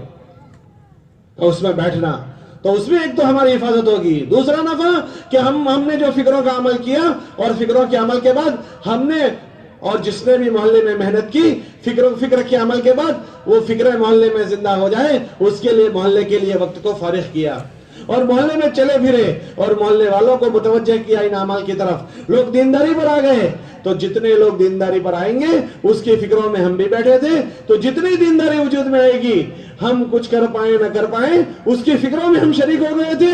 اللہ پاک ہمیں اس ساری دینداری میں ہمارا اجر کر دے گا. کیوں؟ کہ ہم ان فکروں والوں میں شریک ہو گئے ہیں. ابراہیم علیہ السلام کو آگ میں ڈالا گیا تھا, آگ میں تو آگ اتنی بڑی تھی, ہم نے وہ جگہ دیکھی ہے جہاں ابراہیم علیہ السلام کو آگ میں ڈالا تھا, اور وہ پہاڑ بھی ہم نے دیکھا ہے جس پہاڑ سے ان کو ڈالا گیا تھا. اتنا دور ہے ملک شام کا وہ پہاڑ, اتنا اونچا ہے, اتنا اونچا, اور وہاں منجنیق بنی ہوئی ہے, گوفن بنی ہوئی ہے, 2 کھمبو یوں بمبو گھڑے ہوئے ہیں, آج بھی ہے وہ, انہوں نے باقی رکھا ہے, ابھی وہ ٹرکی میں ہے. اور جہاں پھینکا تھا اتنی دور جگہ ہے, اتنا دور پھینکا ہوگا کہ کوئی آگ کے پاس نہیں جا سکتا تھا, اتنی اونچی آگ جلائی تھی کہ پرندے اوپر سے جاتے تھے تو اندر گر جاتے تھے, سینک کر گر جاتے تھے آگ کی جلن سے. ان کو گوفن سے ڈالا تھا آگ میں, جس جگہ ڈالا تھا وہاں بھی تالاب بنا ہوا ہے, اس میں بہت مچھلیاں ہیں, بہت چھوٹی چھوٹی مچھلیاں. میں نے پوچھا کوئی اتنی ساری مچھلیاں کوئی کھاتے نہیں؟ تو لوگوں نے ہم کو سنایا کہ یہ مچھلیاں جو کھاتا ہے وہ پاگل ہو جاتا ہے, کہ بہت ساری مچھلیاں ہیں. کوئی اس آگ جہاں جلی تھی وہاں, تو جب اتنی ساری آگ جلائی تو بجھانے والا کوئی نہیں تھا. ایک پرندہ کبوتر, اس نے یہ سوچا کہ میں اس کو بجھا نہیں سکتا ہوں لیکن بجھانے کی کوشش کروں, تو اپنی چونچ میں وہ ایک پانی کا قطرہ لے کر آیا اور بہت اوپر کی فضا سے ڈال رہا ہے. وہ دیوانہ نہیں تھا, اس کے ذہن میں بات یہ ہے کہ میں نہیں بجھا سکتا, لیکن ابراہیم علیہ السلام کو بجھانے والوں میں ہماری شرکت ہو جائے. اس نے یہ عمل کیا تو اللہ پاک نے اس کو اتنی قبولیت دی کہ اللہ نے اپنے دونوں حرم کبوتروں سے بھر دیے. حرم میں کوئی پرندہ نہیں ملے گا لیکن حرم میں کبوتر ضرور ملتے ہیں, کہ اللہ پاک نے ان کبوتروں کو جگہ دے دی, اپنے حرم میں جگہ دے دی. پریم کا پنکھی کبوتر ہو گیا, پریم کا پنکھی, پریم کا پیغام لے کر جانے والا, کہ جی کبوتر پریم کا پیغام ہو گیا. اس نے کیا کیا کہ وہ کچھ نہیں کر سکتا تھا, اس نے آگ بجھانے والوں کی شبیہ اختیار کر لی, تو اللہ پاک نے اس کو یہ قبولیت دے دی. اسی میں گرگٹ تھا, گرگٹ, اس کے مارنے کا حکم ہے کہ کہیں نظر آئے اس کو مارو, مارنے پر آ جا رہے ہیں. بھائی کیا بات ہو گئی کہ اس نے کوئی غلط بات نہیں کی, اس نے ایک حرکت کی تھی کہ ابراہیم علیہ السلام کی آگ کو پھونکے لگائی تھی تاکہ وہ آگ اور جلے. ایک روایت میں آتا ہے کہ اس نے پھونکے لگائی تو اس کی دشمنی اللہ نے ڈال دی کہ اس نے یہ حرکت کی تھی کہ اس کے اوپر یہ نحوست کہ جہاں نظر آئے اس کو مار دو. ہمارے بچے اس کو دیکھتے ہی مارنا شروع کرتے ہیں کہ اس کے مارنے کا حکم ہے, اور اس کو اللہ نے اس کو اپنے حرم میں جگہ دے دی. کیا بات ہو گئی کہ یہ اچھی فکر والا ہو گیا, وہ غلط فکر والا ہو گیا, کہ اس کے فکر میں نتیجہ غلط لیا, ایک کا اچھا نتیجہ آ گیا, ایک کا غلط نتیجہ آ گیا. کہ ہم اپنے آپ کو اچھی فکر والوں کے ساتھ رکھیں. اللہ قرآن میں فرماتے ہیں کونوا مع الصادقین, اچھے لوگوں کے ساتھ رہو. اللہ اچھے لوگوں کے ساتھ رہنے کا اشر اچھے لوگوں کے ساتھ کر دے گا. آدمی حافظ قرآن نہیں ہے لیکن حفظ کرنا اس نے شروع کر دیا, درمیان میں مر گیا, اللہ حافظوں میں اٹھائے گا. کیوں؟ کہ اس نے اچھوں کے ساتھ رہنا طے کیا تھا. اس کے لیے سب سے پہلا عمل اپنوں کو اچھوں کے ساتھ رکھنے کے لیے مسجد والوں کے ساتھ رہو. کہ مسجد کیا چیز ہے کہ مسجدوں پر اللہ روزانہ اپنے بیت اللہ پر جو رحمتیں اتارتے ہیں, 120 رحمتیں اللہ بیت اللہ پر اتارتے ہیں, وہ رحمتیں منتقل ہو کر مسجدوں میں جاتی ہے اور وہ مسجد والوں کو گھیر لیتی ہے. جس کا تعلق اللہ کے گھر سے ہوگا وہ رحمت مسجد والوں کے ساتھ ان کے گھروں میں جائے گی. تو ہمیں حکم یہ ہے کہ مسجد والوں کے ساتھ رہو. اس لیے نیت کرنی ہے کہ ہماری مسجدوں میں تبلیغ کا کام ہو رہا ہے اور کچھ لوگ روزانہ وہاں بیٹھتے ہیں. یہ کام خالی ان کا کام نہیں ہے, میرا بھی کام ہے اور یہ میری بھی ضرورت ہے. چھوٹے سے عمل کے ذریعے سے میں بڑی خیر حاصل کر سکتا ہوں, تو میں اپنے آپ کو مشورے والا بنا دوں کہ بھئی میں کون ہوں کہ میں اللہ کے دین کا مددگار بناؤں. بھئی اللہ کے دین کے مددگار کون تھے؟ اللہ کے دین کے مددگار صحابہ تھے. کہ صحابہ کون ہیں کہ اللہ ان کے دین کی مدد سے خوش ہو گیا. کلن وعد اللہ لہم الحسنى کہ اللہ نے سارے صحابہ کی نصرت اور ہجرت سے اتنے خوش ہوئے کہ اللہ نے ان کے جنتی ہونے کا سرٹیفکیٹ دے دیا. میں نہیں کر سکتا ہوں, میں اللہ کے دین کے مددگاروں کے ساتھ بیٹھ تو سکتا ہوں کہ کل قیامت کے دن میں اللہ کے دین کے مددگاروں میں میرا حشر ہو جائے. اس کے لیے میں شبیہ تو اختیار کروں, میں ان کے جیسا بھیس تو بناؤں کہ میرا ان کے جیسا بھیس بن جائے تو میرا حشر ان کے ساتھ ہو جائے. اس لیے درخواست ہے کہ ہم سب نیت کریں کہ انشاءاللہ حضور کے صحابہ والا بھیس بنائیں گے. بھائی کون کون نیت کرتا ہے کہ بنائیں گے؟ اس کے لیے نیت کرو کہ ہماری مسجد میں مشورہ ہوتا ہے تو انشاءاللہ میں آج سے نیت کرتا ہوں کہ ہم مشورے کے عمل میں اپنی ذات سے شریک ہوں گے. کون کون نیت کرتے ہیں کہ مشورے میں بیٹھیں گے؟ ایک عمل ہمارا مشورے کا. دوسرا عمل ہمارا یہ ہے کہ جو چیز کا ہم نے مشورہ کیا کہ یہ دین ہمارے وہاں کیسے زندہ ہو جائے, اس کے لیے پھر اس کے وقت کو فارغ کرو. ہمارے بزرگ فرماتے ہیں اپنی مشغولیوں میں رہتے ہوئے اپنے 2.5 گھنٹے مسجد کو آبادی کی محنت کے لیے دو کہ اللہ کا گھر کیسے آباد ہو جائے, اس کے لیے 2.5 گھنٹے دو. ارے بھائی ہم 2.5 گھنٹے کہاں سے لائیں؟ ہم تو پوری جان مال لگانے کو تیار ہے. ہمارے پاس اگر ہے تو ہم پوری جان مال لگا دیں گے, لیکن ہمارے پاس وقت نہیں ہے. یہ ہم سب ایسا کہتے ہیں کہ ہمارے پاس فرصت نہیں. ہم سب ایسا کہتے ہیں مولوی صاحب دین کا کام ہم کرنے کو تیار ہے, پوری جان لگانے کو تیار ہیں, لیکن مولوی صاحب وقت بھی تو ہونا چاہیے. بولو صحیح بات ہے یا غلط بات ہے؟ ارے بولو صحیح بات ہے یا غلط بات ہے؟ صحیح بات ہے. لیکن یہ ہمارا دھوکہ ہے کہ ہمارے پاس وقت نہیں ہے. ہم سب کے پاس بہت زیادہ وقت ہے. ارے بھائی کہاں وقت ہے ہمارے پاس کہاں وقت ہے؟ اچھا بھائی بتاؤ, آپ کے احمد آباد میں لوگ کتنے گھنٹے کاروبار کرتے ہیں؟ حاجی صاحب کہہ رہے ہیں کہ 8 کلاک کام کرتے ہیں. اور کسی کو کچھ کہنا ہے بھائی؟ جی 8 کلاک. وہ حاجی صاحب بھی کہتے ہیں 8 کلاک. چلو تمہارے 8 کلاک کاروبار کے نکال دو. احمد آباد میں لوگ کتنے گھنٹے آرام کرتے ہیں؟ بھائی عشاء بعد سوتے ہوں گے اور صبح میں اٹھ جاتے ہوں گے اور دن میں 1 گھنٹہ آرام کرتے ہوں گے. بھئی یہی ہوتا ہے یا سوتے ہی رہتے ہیں؟ کتنے گھنٹے آرام کرتے ہیں؟ چاچا کہتے ہیں رات کو 5 گھنٹے سوتے ہیں. چلو اپنے 6 گھنٹے گن لو اور 2 گھنٹے دن میں گن لو. قیلولہ کتنے گھنٹے ہو گئے؟ 8 گھنٹے. 8 گھنٹے آرام کے اور 8 گھنٹے کام کے. 24 گھنٹے میں 16 کے نکل گئے. کتنے بچے؟ 8 گھنٹے بچے. ہم سب کے پاس 8 گھنٹے بچے ہوئے ہیں. یہ 8 گھنٹے ہمارے کہاں جاتے ہیں؟ ہم نے کاروبار میں سے 1 منٹ نہیں لیا, ہم نے رات کے آرام میں سے, دن کے آرام میں سے کوئی 1 منٹ بھی نہیں لیا, پھر بھی ہمارے 8 کلاک بچے ہیں. یہ 8 کلاک ہم کہاں دیتے ہیں؟ آپ کہو گے مولوی صاحب نمازیں ہیں, استنجا ہے, کھانا ہے, یہ سارا اسی میں ہے. ارے بولو اسی میں ہوتا ہے نا. وہ اسی میں چلتے چلتے ہم کر لیتے ہیں. کاروبار میں ہے لیکن استنجا کے تقاضے میں استنجا کر لیتے ہیں. بھوک کے ٹائم میں کاروبار میں سے کھانا کھا لیتے ہیں, لیکن اس کے بعد بھی میں الگ ٹائم نکال لوں. چلو نمازوں کے لیے کلاک الگ نکال دو. امی کی ابا کی خدمت کے لیے ہم چاہے خدمت کرتے ہو تو بھی, نہ کرتے ہو تو بھی 1 کلاک نکال دو. بچوں کی تربیت اور اس میں 1 کلاک نکال دو. چاہے بچوں کو 1 گھنٹہ نہیں دیتے پھر بھی 1 گھنٹہ نکال دو. دوست برادری کو ملنے کے لیے 1 گھنٹہ نکال دو. دوستوں کا 1 گھنٹہ, اولاد کا 1 گھنٹہ, ماں باپ کی سیوا کا 1 گھنٹہ, نمازوں کا 1 گھنٹہ. کتنے گھنٹے ہو گئے؟ پھر بھی ہمارے 4 کلاک بچے ہیں. امی ابا کا بھی دے دیا, بچوں کا بھی دے دیا, دوستوں کا بھی دے دیا, اور بھی جو تھا وہ بھی دے دیا, پھر بھی 4 کلاک بچے. اور بھی 1 کلاک کہیں دینا ہو تو وہ بھی دے دو, پھر بھی کتنے بچے ہیں بولو؟ 3 گھنٹے. چلو اور 1 آدھا گھنٹہ کہیں دینا ہو تو وہ بھی دے دو, پھر کتنے بچے؟ 2.5 گھنٹے پھر بھی بچ گئے. ہم سب کے پاس روزانہ اتنا ٹائم ہے, لیکن ہم نے اس کو جمع نہیں کیا تو وہ ضائع ہو جاتا ہے. وہ کہاں ضائع چلا جاتا ہے؟ کہ وہ ضائع اس طرح ہو جاتا ہے کہ چائے کے ہوٹل پر بیٹھے, چائے 2 منٹ کا کام تھا, باتوں میں لگ گئے, 15 منٹ چائے کو دے دی. کھانا 15 منٹ کا کام تھا, کھانے کی بیٹھک اتنی لمبی کر دی کہ کھانا کھاتے کھاتے آدھا پونا گھنٹہ ہو گیا. کہ پونا گھنٹہ صبح کے کھانے نے, پونا گھنٹہ شام کے کھانے نے. پیپر پڑھنے بیٹھ گئے تو ایسا پڑھنے بیٹھ گئے جیسے قرآن شریف ہوتا ہے, حرف پڑھتے ہیں اس کا. کہ اس نے 2-4 گھنٹے لے لیے. کہ ہم ان چیزوں میں اپنی زندگی ضائع کر دیتے ہیں. کہ یہ کہاں لگانے کی چیز تھی؟ کہ یہ اس پر لگانے کی چیز تھی کہ میری زندگی میں دین آئے, یہ اور یہ حضور کی امت میں دین آئے, اس پر لگانے کی چیز تھی. کیوں لگانے کی چیز تھی؟ کہ میں اللہ کا بندہ ہوں, مجھ سے اللہ بندگی والی زندگی چاہتا ہے. اللہ قرآن میں فرماتے ہیں ہر آدمی سے ہم بندگی والی زندگی چاہتے ہیں. کونوا عباد اللہ, اے لوگوں اللہ کے بندے بنو. اللہ کا بندہ بننا اللہ چاہتے ہیں. اور اللہ کے نبی علیہ السلام نے فرمایا کہ اب دنیا میں نبی نہیں آئیں گے تو اس امت کی تم فکر کرنا.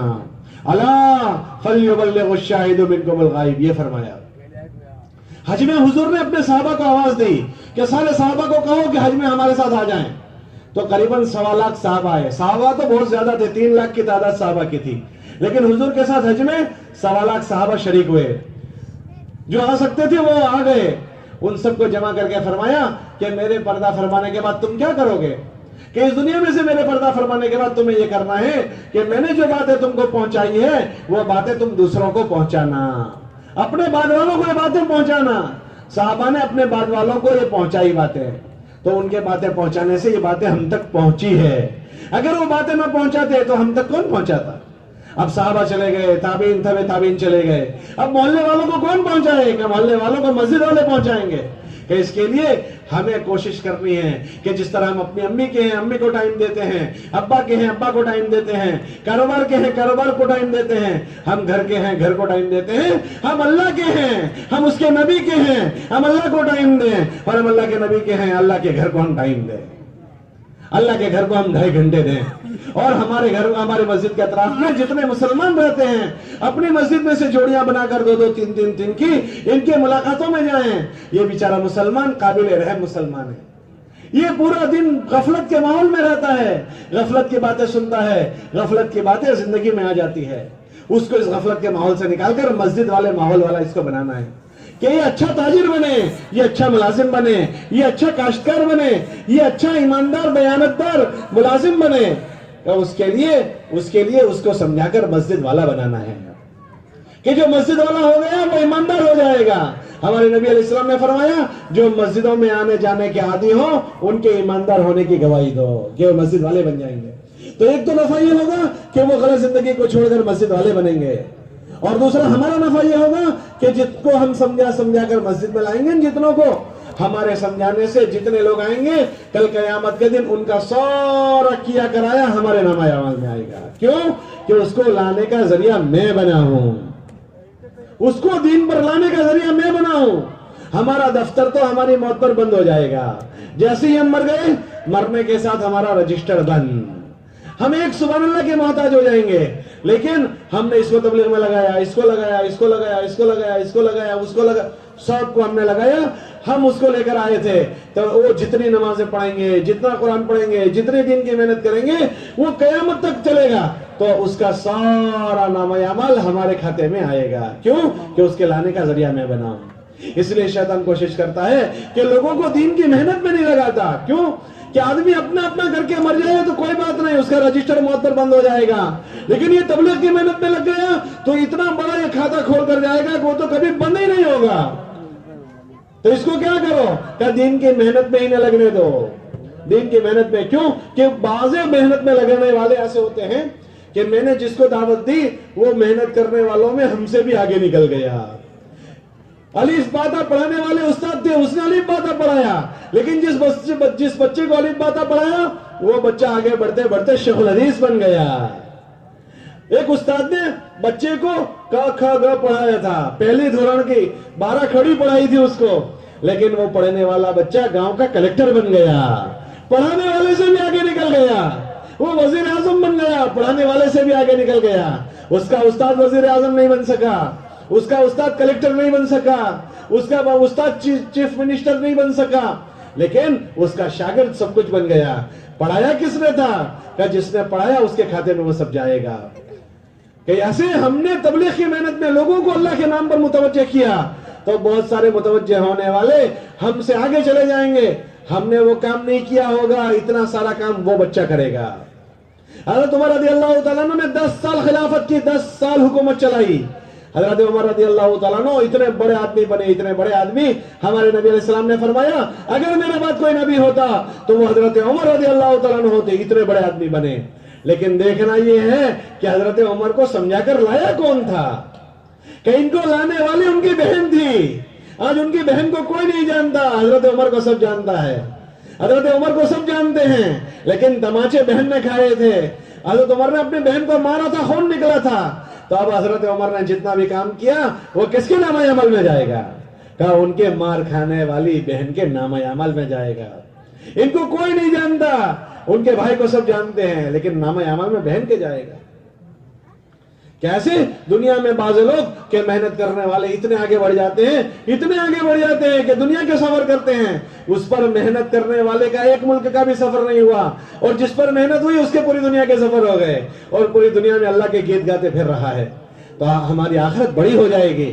تو شیطان ہمیں یہ کام نہیں کرنے دیتا. اس کے لیے کیا کرنا کہ اپنے وقت کو ترتیب دے کر 2.5 گھنٹے گھڑی دے کر اپنی مسجد کو دیں.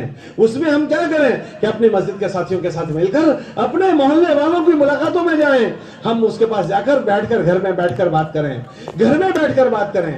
کیوں کہ جب ہم گھر میں بیٹھ کر اس سے بات کریں گے نا, تو جو فکر ہم ایک آدمی کو دینا چاہتے ہیں اس گھر میں سب کو ہم وہ فکر دے دیں گے. اس گھر کے 5 ممبر 6 ممبر ہوں گے, تو 5-6 ممبروں سے ہم جب بات کریں گے نا, تو ایک بات ایک سے ہوئی اور وہی بات پورے گھر والوں سے ہوئی, تو ایک فکر میں پورا گھر شریک ہو جائے گا. اور گھر میں عورتیں ہوگی, وہ عورتیں بھی چپکے چپکے ہماری باتیں سنتی ہے. ہمیں عورتوں کو بات سننے کے لیے بلانا نہیں ہوتا, لیکن عورتوں کی عادت ایسی ہوتی ہے کہ جب گھر میں کوئی آ کر بات کرتا ہے نا, وہ پردے کے پیچھے سنتی ہے کہ ہمارے حاجی صاحب سے کیا باتیں کر رہا ہے. تو جب وہ بات سنے گا نا, جب وہ بات سنے گی تو وہ مرد کی فکروں میں شریک ہو جائے گی. تو تھوڑی دیر میں پورے گھر میں اللہ رسول کی بات چل پڑے گی. اس کے لیے گھر میں بیٹھ کر ماحول بنانا ہے. ہمارا آدھا گھنٹہ, ہمارا 1 گھنٹہ لگے گا, لیکن پورے گھر کی فکریں بدل جائے گی. پھر اسی گھر میں اچھے ایماندار بھلے لوگ پیدا ہوں گے, اللہ کے دین کی محنت کرنے والے پیدا ہوں گے, اور وہ ہمارے نامہ اعمال میں آئے گا. اس لیے نیت کرو کہ انشاءاللہ ہم اللہ کے بندوں کو اللہ سے جوڑنے کے لیے, اللہ کی بات کے لیے پھریں گے. اس سے بڑی بات دنیا میں کوئی نہیں. اگر اس سے بڑی بات کوئی ہوتی کہ اللہ کے بندوں کو اللہ سے ملانے سے بڑی بات, تو اللہ اپنے نبیوں کو دیتا. اللہ نے اپنے نبیوں کو اللہ کے بندوں کو اللہ سے ملانے والی بات دے کر بھیجا. اللہ قرآن میں فرماتے ہیں اس سے اچھی کوئی بات نہیں. من احسن قولا ممن دعا الی اللہ. کئی لوگوں اس سے اچھی کوئی بات نہیں کہ اللہ کے بندوں کو اللہ سے جوڑنے کی بات کرے. اس لیے سب نیت کرو کہ ہم بھی اپنے وقت کو فارغ کر کے اللہ کے بندوں کو اللہ سے جوڑنے کی بات کریں گے. بھائی سب نیت کرتے ہو؟ کون کون نیت کرتا ہے؟ تو اس کے لیے ہم گھڑی دیکھ کر انشاءاللہ اپنی مسجد میں 2.5 گھنٹے دیں گے. دو گے انشاءاللہ؟ کون کون دے گا؟ کیا دیکھ کر بولو؟ ارے بولو کیا دیکھ کر؟ ایسا تو نہیں کہو گے کہ ہمارے پاس ٹائم نہیں. ہم آئندہ سال آپ کو پوچھیں گے تو کون کون کہے گا کہ میں نے نیت کی تھی لیکن میرے پاس ٹائم نہیں تھا؟ کون کون ایسا کہے گا؟ ایک بچہ یہ کہے گا. اور کون کہے گا کہ بھائی میں نے نیت کی تھی لیکن میرے پاس ٹائم نہیں تھا؟ ارے بھائی سچ بتاؤ, آپ کے پاس ٹائم ہے کہ نہیں ہے؟ ارے ذرا زور سے بولو, ٹائم ہے کہ نہیں ہے؟ پھر کیوں نہیں کرتے کہ سستی ہے. تو اب نیت کر لو کہ سستی کو ختم کریں گے, اور انشاءاللہ انسانوں کو کما کر ہمیں جانا ہے. کس کو کما کر بولو؟ لوگ پیسے کما کر جاتے ہیں, ہم انسان کما کر جائیں گے. حضرت مولانا عمر صاحب فرماتے تھے ہم بانجھ نہیں مریں گے. ارے بھائی بانجھ کون ہوتا ہے؟ کہ بانجھ اس عورت کو کہتے ہیں جس کا بچہ نہیں ہوتا ہے. وہ اکیلی تھی اور اکیلی مر گئی. تو ہم اکیلے نہیں ہیں, ہم اکیلے آئے ہیں لیکن اکیلے نہیں مریں گے. کہ کیسے مریں گے؟ کہ ہزاروں کو اپنے پیچھے نامہ عمل میں چھوڑ کر جائیں گے. تو ایک چلہ بنگال گئے تھے, تو بنگال ہمارے حصے میں, کبھی راجستھان گئے, راجستھان ہمارے حصے میں, اور یو پی گئے, بہار گئے, اڑیسہ گئے, منی پور گئے, تمل ناڈو گئے, اور کرناٹکا گئے. کل قیامت کے دن ہمارے جھنڈے کے نیچے کرناٹک والے بھی, اور آسام والے بھی, بنگال والے بھی, اڑیسہ والے بھی. ہم چلیں گے, اکیلے نہیں چلیں گے. ہم اکیلے ہی چلے تھے جانب منزل, مگر لوگ آتے گئے اور کارواں بنتا گیا. ہمارا ٹولہ لے کر ہم جائیں گے. اکیلے ہمیں نہیں مرنا ہے. مر گیا مردود نہ فاتحہ نہ درود, ایسے تھوڑی مریں گے. کہ ہم جب مریں گے نا تو ہمارا جنازہ نہیں اٹھے گا. پھر کیا اٹھے گا؟ کہ ہماری بارات اٹھے گی. کیا اٹھے گی بولو؟ بارات اٹھے گی. جیسے دلہے کو لوگ لے کر جاتے ہیں نا, ہم اتنے لوگوں کو اپنے پیچھے چھوڑ کر جائیں گے کہ ہمارے پیچھے آنسو بہانے والے لاکھوں لوگ ہوں گے. کہ ہمارا خیر خواہ چلا گیا, ہمارا ہمدرد چلا گیا, ہمارے سر پر ہاتھ رکھنے والا چلا گیا. عورتیں گھروں میں ہمارے پیچھے روئے کہ ہماری گلیوں میں پھرنے والا چلا گیا. ہمارے بچوں کی انگلی پکڑنے والا چلا گیا. ہمارے بچوں کے لیے راتوں کو رونے والا چلا گیا. کہ ہم ایسے مریں گے. کتابوں میں آتا ہے جب بندہ ایسا مرتا ہے نا تو اللہ آسمان سے 500 فرشتے بھیجتے ہیں. 500 فرشتے, تتنزل علیہم الملائکہ, آسمان سے 500 فرشتے آئیں گے. ہر فرشتہ اس مرنے والے کو خوشخبری سنائے گا. او حاجی صاحب, تم سرخیش کی گلیوں میں بہت چلے ہو, بہت پھرے ہو, بہت تھکے ہو، کوئی مسئلہ نہیں، اب تمہارا اللہ تمہارا انتظار کر رہا ہے، اب کوئی مسئلہ نہیں۔ یا ایتھا النفس المطمئنہ، او تھکی ہوئی روح، چل تیرا اللہ تیرا انتظار کر رہا ہے۔ ارجعی الی ربک راضیۃ مرضیہ، تیرے اللہ کے پاس چل کہ جو تیرا اللہ تجھ سے راضی ہو گیا ہے اور تیرا اللہ تیرا انتظار کر رہا ہے۔ ادخلی فی عبادی وادخلی جنتی، اللہ کے فرشتے دروازے کھولے ہوئے کھڑے ہیں کہ روح کب آ جائے اور ہم اس کو، اس تھکی ہوئی روح کو آرام سے سلا دیں کہ ہم ایسی نہیں مریں گے، ہم استقبال والی موت مریں گے۔ وہ کل ہوگا جب اللہ کے بندوں کو اللہ کا پیغام سنایا ہوگا۔ اس لیے سب نیت کرو کہ انشاءاللہ ہم کچھ کام کر کے مریں گے، اپنے پیچھے انسانوں کا ایک سمندر چھوڑ کر مریں گے۔ اس کے لیے انشاءاللہ روزانہ 2.5 گھنٹے دیں گے، دو گے انشاءاللہ؟ کون کون 2.5 گھنٹے دے گا؟ کیسے 2.5 گھنٹے دینے ہیں؟ گھڑی دیکھ کر بولو۔ اب بھائی 2.5 گھنٹے کتنے منٹ کے ہوتے ہیں؟ ارے 2.5 گھنٹے کتنے منٹ کے ہوتے ہیں؟ 100 نے 50۔ اگر تم نے 100 نے 49 منٹ دے دی تو 2.5 گھنٹے ہو جائیں گے بھائی۔ تو کتنا دینا ہے؟ 150 دیں گے انشاءاللہ۔ یہ 2 کام ہو گیا۔ اگر یہ کام کر لیا تو انشاءاللہ اللہ نے چاہا تو تمہارے محلے کی فضا بنے گی، آہستہ آہستہ محلے والے مسجد والے بن جائیں گے۔ تیسرا کام کیا کرنا ہے؟ کہ تیسرا کام یہ کرنا ہے کہ یہی بات پورے محلوں کی اجتماعی بنے، اجتماعی فکر بنے۔ اس کے لیے روزانہ تو ہم انفرادی محنت کریں کہ کے پاس جا کر، لیکن ہفتے میں 1 مرتبہ پورے محلے والوں کو جمع کر کے مسجد میں گشت کے ذریعے سے جمع کرو، اور ہم جو چاہتے ہیں وہ ان کو بھرنا ہے، ان کو پلانا ہے کہ گشت کیا ہفتے میں 1 مرتبہ، اور پورے محلے والوں کو گشت کے ذریعے سے جمع کیا، اور جمع کر کے مسجد کے عمل انہیں سمجھانے ہیں، حضور کی محنت انہیں سمجھانی ہے، حضور کی محنت والی زندگی ان کو سمجھا کر انہیں حضور والے عمل پر کھڑا کرنا ہے۔ اس عمل کو کیا کہتے ہیں؟ کہ اس عمل کو گشت کا عمل کہتے ہیں۔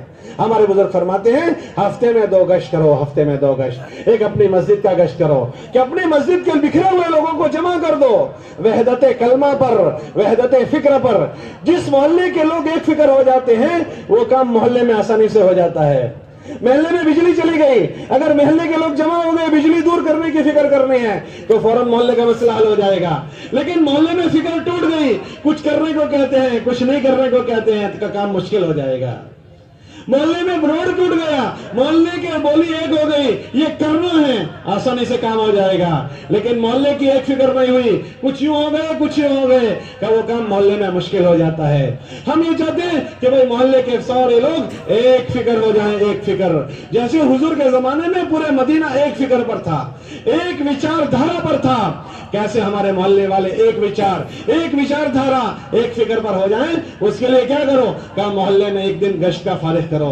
168 کلاک ہیں، اس میں سے 1 کلاک ہفتے میں اپنے محلے والوں کو دو، اور محلے میں گشت کرو، اور گشت کر کے پورے محلے والوں کو مسجد میں لاؤ، اور مسجد میں لا کر نماز کے بعد ان سے عمومی بات کرو کہ ہماری بنیادی باتیں یہ ہے، اگر یہ زندگی میں آ گئی اللہ ہمیں خوشحال کرے گا، اور اگر یہ زندگی میں نہیں ہے تو ہم برباد ہو جائیں گے۔ ایک ایک محلے والوں کو یہ بات سمجھانی، اپنے محلے والوں کو سمجھانی، اور یہی بات اپنے اطراف کے محلے والوں کو سمجھانی، کیونکہ ہم پورے دنیا کے لیے پیدا ہوئے ہیں، تو ہم اپنے محلے کی فکر کریں گے، اپنے اطراف کے محلے والوں کی فکر کریں گے۔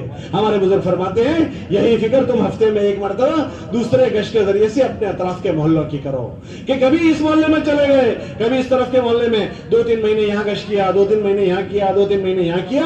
اس سے کیا فائدہ ہوگا کہ جو بات تم اپنے محلے میں چلا رہے ہو تمہارے محلے سے ہٹ کر اطراف کے محلوں میں بھی شروع ہو جائے گی۔ کیوں کہ اگر ہمارے محلے میں تو ہم نے فضا بنائی، اطراف کے محلے میں نہیں بنائی نا، تو اطراف کی بے دینی چل کر ہمارے محلے میں آئے گی۔ ہمارے نبی کو اللہ نے حکم دیا کہ نبی جی مکے والوں کو بھی سنبھالو اور مکے کے اطراف والوں کو بھی سنبھالو۔ وَلِتُنذِرَ أُمَّ الْقُرَىٰ، کہ نبی جی مکے والوں کو بھی سنبھال لو، اور کس کو سنبھالو؟ وَمَنْ حَوْلَهَا، جو مکے کے آجو باجو رہتے ہیں ان کو بھی سنبھال لو، تاکہ وہاں کی بے دینی یہاں نہ آئے۔ اسی لیے ہفتے میں 2 گشت کرنا ہے، 2 گشت۔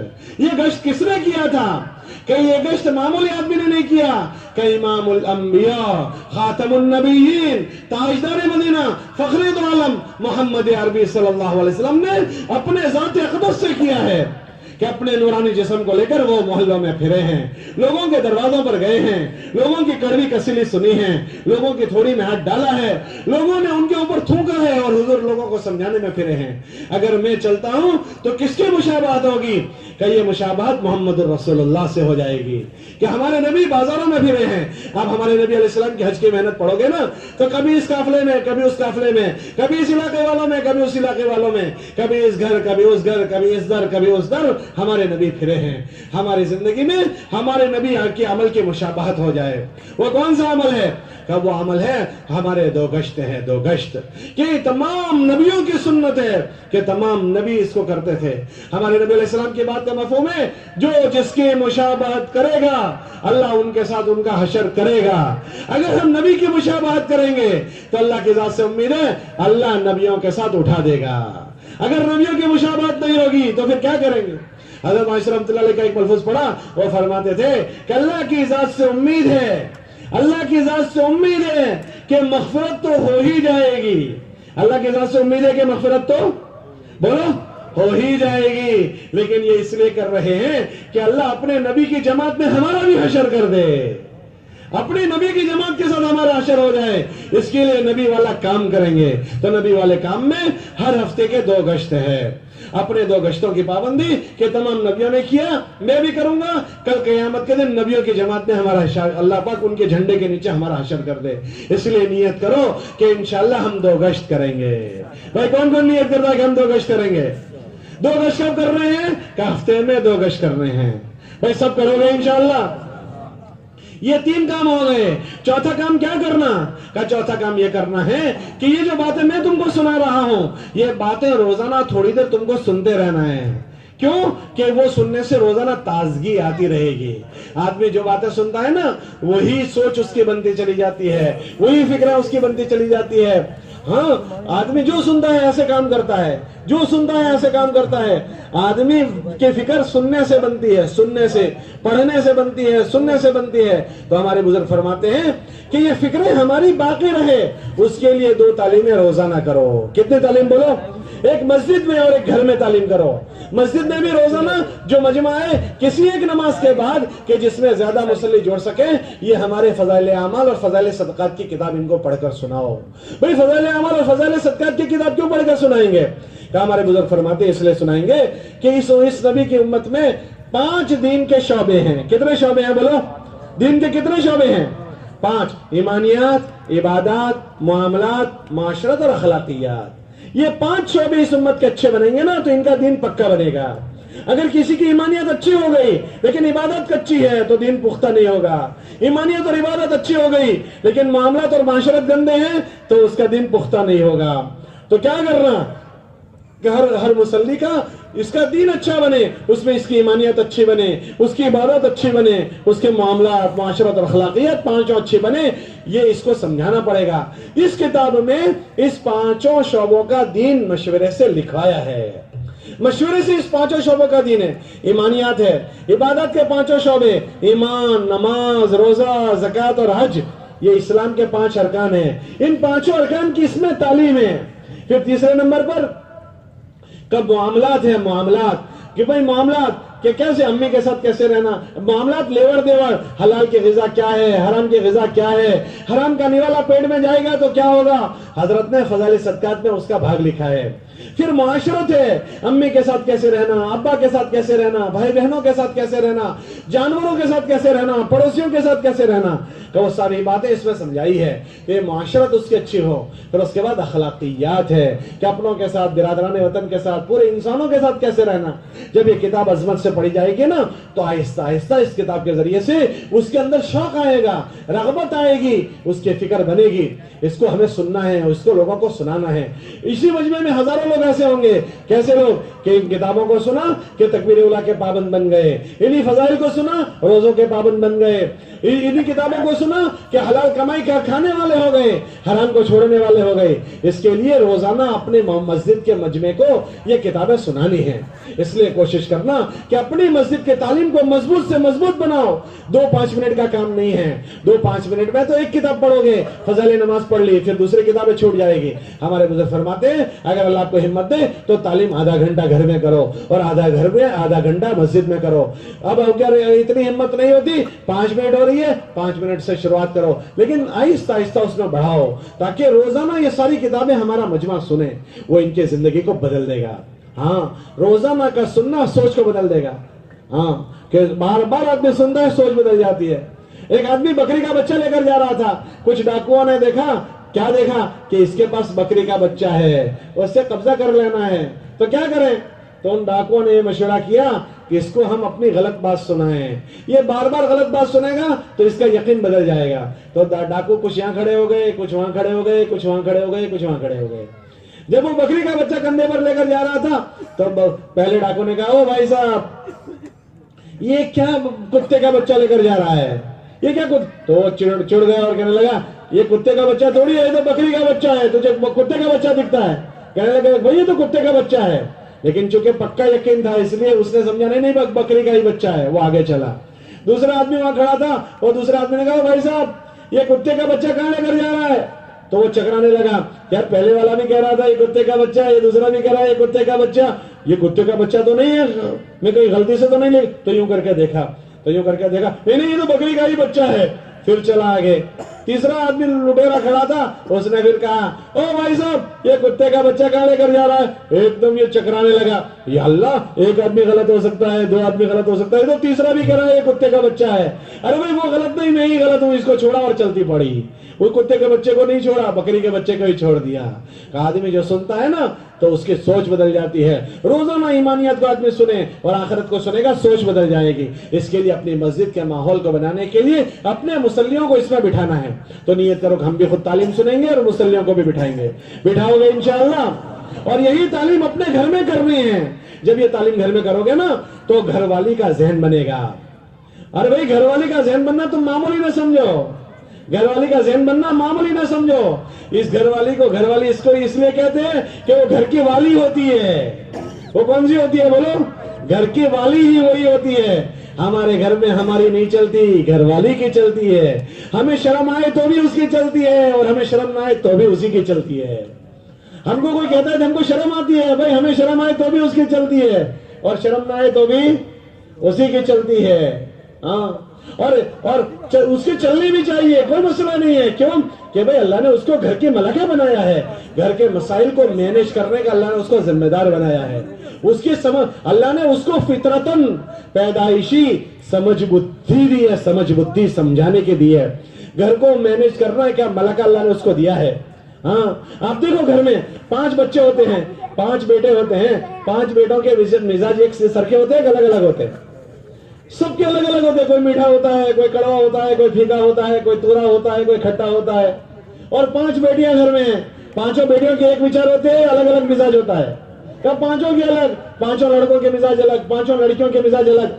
لیکن ماں 10 کے 10 کو سمجھتی ہے, 10 کے 10 کے مسئلوں کو سمجھتی ہے, اور 10 کے 10 کے مسئلوں کو حل کرتی ہے. بولو کرتی ہے نہیں کرتی؟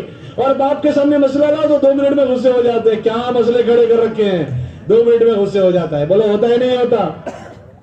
اسی 5 لڑکوں کی شادی کرا دی, 5 لڑکیاں گھر میں آئی, 5 لڑکیاں جو بہو بن کر آئی, ان کے مزاج ایک ہوتے ہیں, الگ الگ ہوتے ہیں, سب کے الگ الگ. 5 لڑکیوں کے 5 داماد آئے, 5 دامادوں کے مزاج ایک ہوتے ہیں, الگ الگ ہوتے ہیں, سب کے الگ الگ. لیکن ایک ماں 10 اپنے اور 10 جو آئے وہ 20 کے 20 کو مینیج کرتی ہے. باپ مینیج کر پاتا ہے؟ باپ تو 2 منٹ میں سر پکڑ کر بیٹھ جائے گا. اللہ نے اس کو سمجھنے اور سمجھانے کا ملکہ دیا ہے, مینیج کرنے کا ملکہ دیا ہے. جب وہ سمجھ لے گی تو ہماری نسل کو پروان چڑھا دے گی, ہماری نسل کو وہ پروان چڑھا دے گی. اس لیے کہ بچے جو ہے نا وہ ماں کی گود سے بات لے کر آتے ہیں, ماں کے پیٹ سے لے کر آتے ہیں. اس کا پیٹ یہ بیبو چھے, بیبو سانچا, ڈائی, یہ اس میں بچے کی چھپائی ہوتی ہے, چھپائی. یہ پیٹ میں حیا ہے تو بچے میں حیا جائے گی, اس میں تقوی ہے اس میں تقوی جائے گا, اس میں پاکی ہے بچے میں پاکی جائے گی, اس میں لجہ ہے تو اس میں حیا لجہ جائے گی. لیکن جس کا سانچا ہی خراب ہو گیا, ڈائی خراب ہو گئی, بیبو خراب ہو گیا, اب اس میں بچے کی بناوٹ ہو رہی ہے اور پیٹ میں بچہ بن رہا ہے, اور ماں کی نگاہیں گندی ہے, ماں کی زبان گندی ہے, ماں غلط باتیں کانوں سے سن رہی ہے, ماں غلط باتیں دیکھ رہی ہے. اب ماں کی پوری زندگی غلط, اور اس میں میں بچہ بھی بن رہا ہے تو ہم یہ کہیں کہ اللہ میری بیوی کے پیٹ میں بچہ بن رہا ہے، اس کو جنید بغدادی کا بابا بنا دینا. وہ جنید بغدادی کا بابا بنے گا، وہ تو شیطان کا بابا بنے گا کہ جس پیٹ میں بچہ بن رہا ہے اس پوری باڈی کی نگاہیں گندی ہے، بول گندے ہیں، سوچ گندی ہے، حرکتیں گندی ہے، اس میں جنید بغدادی بنتا ہوگا. اس لیے علماء نے لکھا مرد سے زیادہ عورت نیک ہونی چاہیے، کیونکہ اسی سے بچے بنتے ہیں. اور بچہ پھر پیدا ہو گیا، وہ مرد کی بولی نہیں بولے گا، وہ ماں کی بولی بولے گا. اس لیے ہمارے وہاں کہاوت ہے، بھائی تمہاری ماترو بھاشا کون سی ہے؟ کوئی یہ نہیں پوچھتا تمہاری پترو بھاشا کون سی ہے.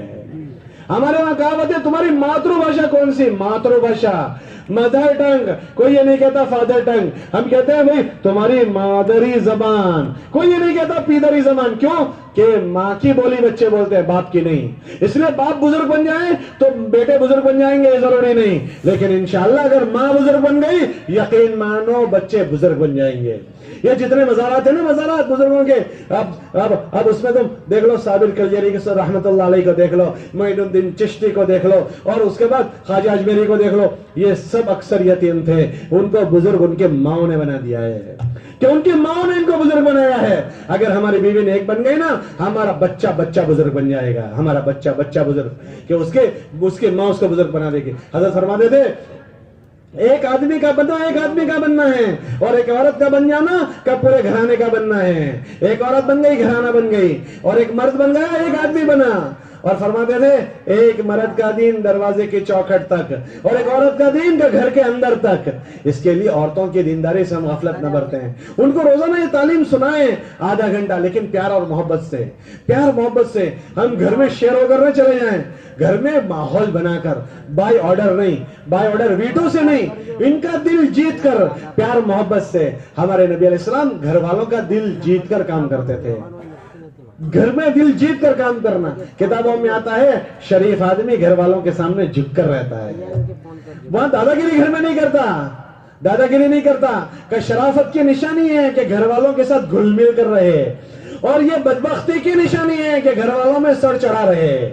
یہ لئیم ہے آدمی کہ جو گھر میں سر چڑھا رہے اور گھل مل کر رہے. یہ شرافت کی نشانی ہے. گھر والوں سے گھل ملنا، گھر والوں کی باتوں میں آ جانا، یہ بدبختی کی نشانی نہیں ہے. یہ اچھائی کی علامت ہے. گھر والوں سے گھل مل جاؤ. ہمارے نبی علیہ السلام گھر والوں سے ایسے گھل مل جاتے تھے کہ گھر والے ایسا کہتے تھے کہ ہمارے نبی ہم سے ایسا گھل مل جاتے تھے کہ ان کے آنے کے بعد ہم کو ایسا ہوتا تھا کہ ہم کو کبھی چھوڑ کر جائیں گے ہی نہیں، ہمارے ہو گئے.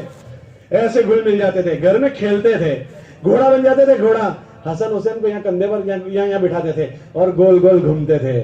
کیا ہو گیا کہ یہ دادا کا رول ادا کر رہے ہیں، نانا کا رول ادا کر رہے ہیں. گھر میں گول گول گھومتے ہیں، حسنین کو یہاں بٹھا کر گھر میں گول گول گھومتے ہیں. ہاں، ان کی نواسی تھی حضرت امامہ، اس کو یہاں بٹھاتے تھے اور بازار جاتے تھے. روزانہ ظہر کے بعد حضور بازار جاتے تھے بازار والوں کی نگرانی میں. تو اپنی نواسی کو یہاں بٹھا کر جاتے تھے حضور بازار میں، کہ اپنی نواسی کو لے کر پھر رہے ہیں. ہمیں شرم آتی ہے، حضور اپنی نواسوں کو لے کر پھرتے تھے. گھر والوں کو اتنی محبت دیتے تھے. ایک مرتبہ کھانے بیٹھے تو حضرت عائشہ رضی اللہ تعالیٰ عنہ ساتھ تھی. تو جس جگہ سے جس پانی کے گلاس میں جہاں سے حضور نے پانی پیا، حضرت عائشہ نے پیا، وہی ہونٹ لگا کر اللہ کے نبی نے پیا. اس کو بتایا کہ میں تجھ سے محبت کرتا ہوں. بوٹی آئی، بوٹی گوشت کے ہڈی کے ساتھ، تو حضرت عائشہ رضی اللہ تعالیٰ عنہ نے منہ مارا اور اس کو یوں لیا، منہ سے بوٹی توڑی. تو حضور نے وہی بوٹی اٹھائی اور وہیں سے کھایا جہاں سے حضرت عائشہ نے کھایا تھا. کہ اس کو بتا رہے ہیں کہ ہم آپ سے پیار محبت کرتے ہیں. ان کا نام عائشہ تھا رضی اللہ عنہ، لیکن حضور محبت میں فرماتے تھے یا حمیرہ، یا حمیرہ. حمیرہ سرخی مائل کہتے ہیں، یا حمیرہ، محبت سے اس کو بلاتے تھے. تو ہم اپنے گھر والوں کو محبت نہیں دیتے اور یہ چاہتے ہیں کہ ہمارے گھر سدھر جائیں. ان کو محبت دیں. محبت سے دل جیت دیے جاتے ہیں. محبت سے دل، ہم سختی سے دل جیتنا چاہتے ہیں کہ دل کو جیتنے کا دروازہ میٹھے بول ہوتے ہیں، محبت کے بول ہوتے ہیں. ہاں، کہ آدمی کو محبت دے، گھر والوں کو محبت، گھر والی سارا چیز دے دے گی. اسی لیے بیوی کو منہ میں نوالا دینا صدقے کا ثواب ہے. کیوں کہ بیوی کو منہ میں نوالا رکھنے کی ہمارا جگر بھی نہیں ہے، ہم نہیں دے سکتے، ہماری ہمت بھی نہیں ہے کہ ہم دے دیں. ہاں، اسی لیے کتابوں میں آتا ہے کہ اس کو منہ میں نوالا دو تاکہ تمہارا دل جڑا رہے، کہ وہ صدقے کا اجر رکھتا ہے. تو اپنی گھر والی کو مانوس کرو، وہ ہماری گھر والی ہے، اس نے ہمارے ساتھ رہنا طے کیا ہے. سب سے پہلا رشتہ اللہ نے میاں بیوی کا بنایا ہے، ماں بیٹے کا نہیں بنایا. سب سے پہلا رشتہ اللہ نے میاں بیوی کا بنایا ہے. اللہ نے سب سے پہلے حضرت آدم اور حضرت حوا کو بنایا ہے. سب سے پہلا رشتہ میاں بیوی کا ہے اور سب سے آخری رشتہ بھی میاں بیوی کا رہے گا, ماں باپ بیٹے کا نہیں رہے گا. جنت میں میاں بیوی ساتھ جائیں گے, چھوکرا ماں کے ساتھ نہیں جائے گا, بیوی کے ساتھ جائے گا. 3 چیزیں جنت میں ساتھ جائے گی. اس میں جنت میں ایمان جائے گا, جنت میں ایمان جائے گا, اور جنت میں نکاح بھی ساتھ میں جائے گا. یہ نکاح یہاں ختم نہیں ہوگا, یہ نکاح جنت میں ساتھ جائے گا, یہ ساتھ رہنے والی چیز ہے. تو اس کو اچھا بناؤ, ہم اس میں جھگڑے نہ کر دیں, ہم اس میں اڑے ٹیڑے ہوتے ہیں تو ہمارے نکاح خراب ہو گئے. اس لیے بیویوں کو مانوس کرو. ہماری بیویاں مانوس ہو گئی نا تو بچے انشاءاللہ بزرگ بن جائیں گے. اور جو گھر میں بچے ہیں نا اس کو ہم اپنے پراپرٹی نہ سمجھیں, یہ میری پراپرٹی ہے, جو جیسے چاہے لات مار دو اور ابے توبے سے بات کروں. بچے پراپرٹی نہیں ہے, یہ اللہ کی امانت ہے, اللہ کی امانت. اس کو امانت کو پروان چڑھاؤ. ہمارے نبی علیہ السلام کی بات کا مفہوم ہے ہر آدمی کی اولاد یا تو اس کے لیے جنت ہے یا اس کے لیے جہنم ہے, یا تو اس کے لیے ہماری اولادیں ہماری جنت کا سامان بنے. اس کے لیے کیا کرو کہ ہمارے بچوں کو پیار دو اور اس کو اپنی فکر دو. ہم اپنے وچار دھارا, اپنے سوچ فکر اپنے بچوں میں منتقل کرو تاکہ ہمارے بعد یہ بات ہمارے گھر میں چلے. ہمارے گھر والوں کو دینے کے لیے کون سا طریقہ اختیار کریں گے؟ پیار اور محبت کا. ہمارے نبی علیہ السلام گھر والوں کو پیار دیتے تھے. ہمیں حکم دیا کہ تم اپنے بچوں کا اکرام کرو. اکرموا اولادکم, اے لوگوں اپنے اولاد کا اکرام کرو. ہمارے نبی علیہ السلام کی بیٹی تھی حضرت فاطمہ رضی اللہ عنہ, وہ ہمارے نبی علیہ السلام کو ملنے آتی تھی تو ہمارے نبی علیہ السلام روزانہ اس کے استقبال میں دروازے پر نکلتے تھے, اور جب وہ آتی تو اس کا ہاتھ پکڑ کر لے کر آتے اور اس کے ہاتھ کو یہاں بوسا دیتے, یوں بوسا دیتے اپنی بیٹی کو, یوں بوسا دے کر اپنے بستر پر لاتے اور خود حضور اپنی بیٹی کو بٹھاتے تھے, پھر خود بیٹھتے تھے. ہم اپنے بچوں کو آرڈر کرتے ہیں ایسے کہ ایسی بولی بولتے ہیں کہ وہ بچہ ہم سے نفرت کرنے لگتا ہے. تو بچوں کو بائی آرڈر بات نہ کریں, ان کا دل جیت لیں. کتابوں میں آتا ہے جب بچے چھوٹے ہو تو ان کو بچہ بنا لو, جب بچے جوان ہو جائے تو ان کو دوست بنا لو, ان کو دوست بنا کر بات دو. تو ہم جس دن مریں گے نا تو اس دن ہماری تبلیغ نہیں مرے گی. انشاءاللہ ہم اپنے پیچھے اپنی تبلیغ چھوڑ کر جائیں گے. اس کے لیے نیت کرو کہ ہم انشاءاللہ اپنے گھر میں بھی تعلیم کا عمل شروع کریں گے. نیت کرتے ہو کریں گے, لڑ کر یا گھل مل کر؟ گھل مل کر. تو کتنے عمل ہو گئے؟ 4. ایک اپنی ذات سے اپنی فکر مسجد کے مشورے میں, پھر محلے والوں کی فکر, ان کو 2.5 گھنٹے دینا ہے اور گشت کے ذریعے سے ان کو جوڑنا ہے, اور تیسری فکر محلے کی اور وہاں کا گشت کرنا ہے. 2.5 گھنٹے گشت اور فکر 3 ہو گئے. چوتھا 2 تعلیم کرنی ہے مسجد اور گھر کی, اور 5واں کام یہ ہم نے اپنا کیا, اپنے گھر والوں کا کیا, اپنے محلے والوں کی فکر کی, اپنے اطراف کے محلے والوں کی فکر کی, اپنے ضلع والوں کی فکر کرنے کے لیے مہینے میں 3 دن لگاؤ کہ 27 دن اپنے حلال بخشوں میں مشغول ہو کر پھر مہینے کے 3 دن جاؤ اپنے محلے کی جماعت بنا کر اطراف کے محلوں میں جاؤ, اطراف کے گاؤں دیہاتوں میں جاؤ. یہ بیچارے بنجر پڑے ہیں, ان کے سر پر ہاتھ پھیرو. ہمارے نبی علیہ السلام پھر جب مکے میں کام شروع ہو گیا, مدینے میں شروع ہو گیا نا, پھر گھر میں چین سے نہیں بیٹھے, چلنا شروع کیا. کتابوں میں آتا ہے ہمارے نبی علیہ السلام نے مدینے کے قیام میں 10 سال میں 150 جماعتیں بنائی. 150 جماعتیں بنا کر اطراف میں پھرائی, 150 جماعتیں پھرائی حضور نے, اور خود اپنی ذات سے 25 جماعتوں میں حضور گئے. 25 جماعتوں میں ہمارے یہ اطراف بنجر پڑا ہے, لاوارث پڑا ہے. ہم اپنے 3 دن کی جماعت بنائیں تو 3 دن کی جماعت تم بناؤ گے نا, 3 بڑے بڑے نفع وجود میں آئیں گے. کتنے نفع بولو؟ 3 بڑے بڑے. ایک تو اللہ کے راستے میں جانے سے یہ دینی فکر جو تمہاری ہے وہ تازہ ہوتی رہے گی, تازہ. کتابوں میں آتا ہے آدمی کا ایمان میلا ہو جاتا ہے جیسے کپڑے میلے ہو جاتے ہیں.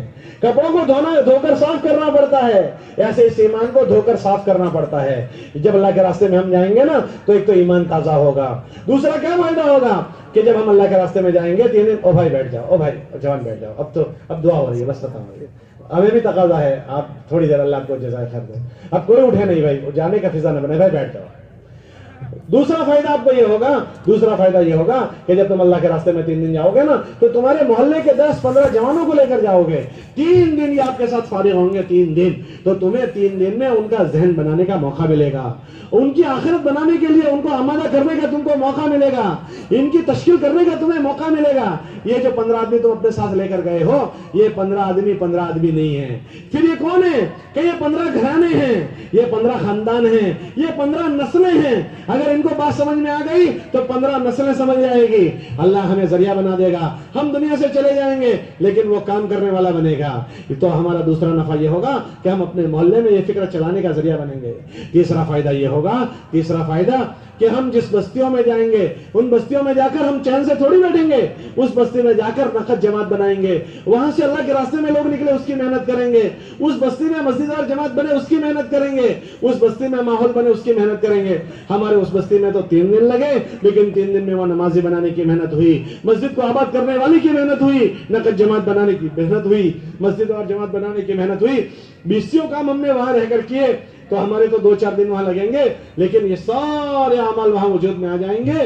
3 دن میں ہم بہت بڑی اپنی آخرت بنانے کا ذریعہ بنائیں گے. اس لیے کوشش کرنی ہے کہ ہر مہینے میں ہفتہ طے کر کے ہمارے 3 دن لگیں.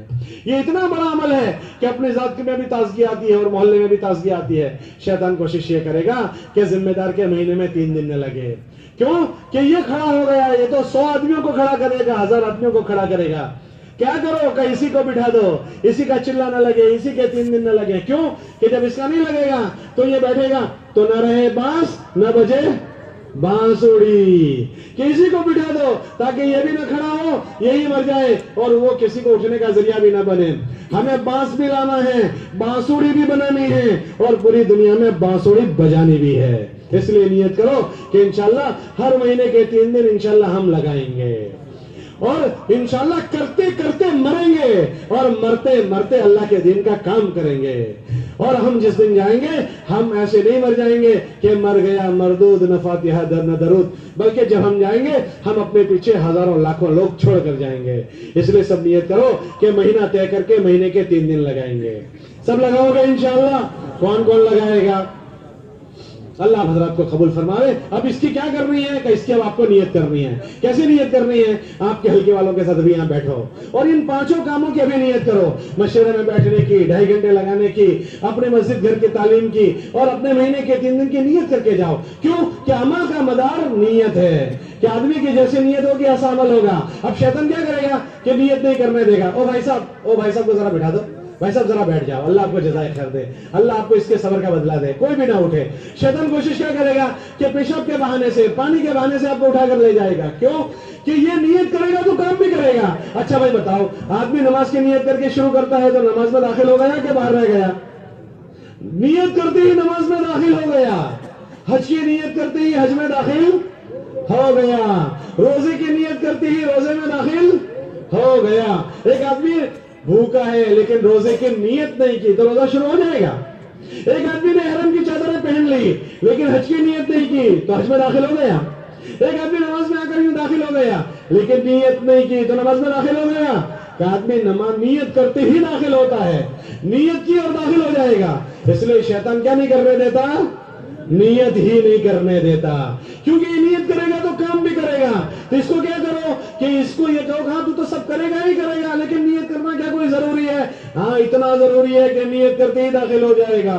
رمضان کے روزے کی نیت کرتے ہی روزہ شروع, حج کی نیت کرتے ہی حج شروع اور نماز کی نیت کرتے ہی نماز شروع. تو تبلیغ کی نیت کرتے ہی تبلیغ شروع, تبلیغ والا ہو گیا.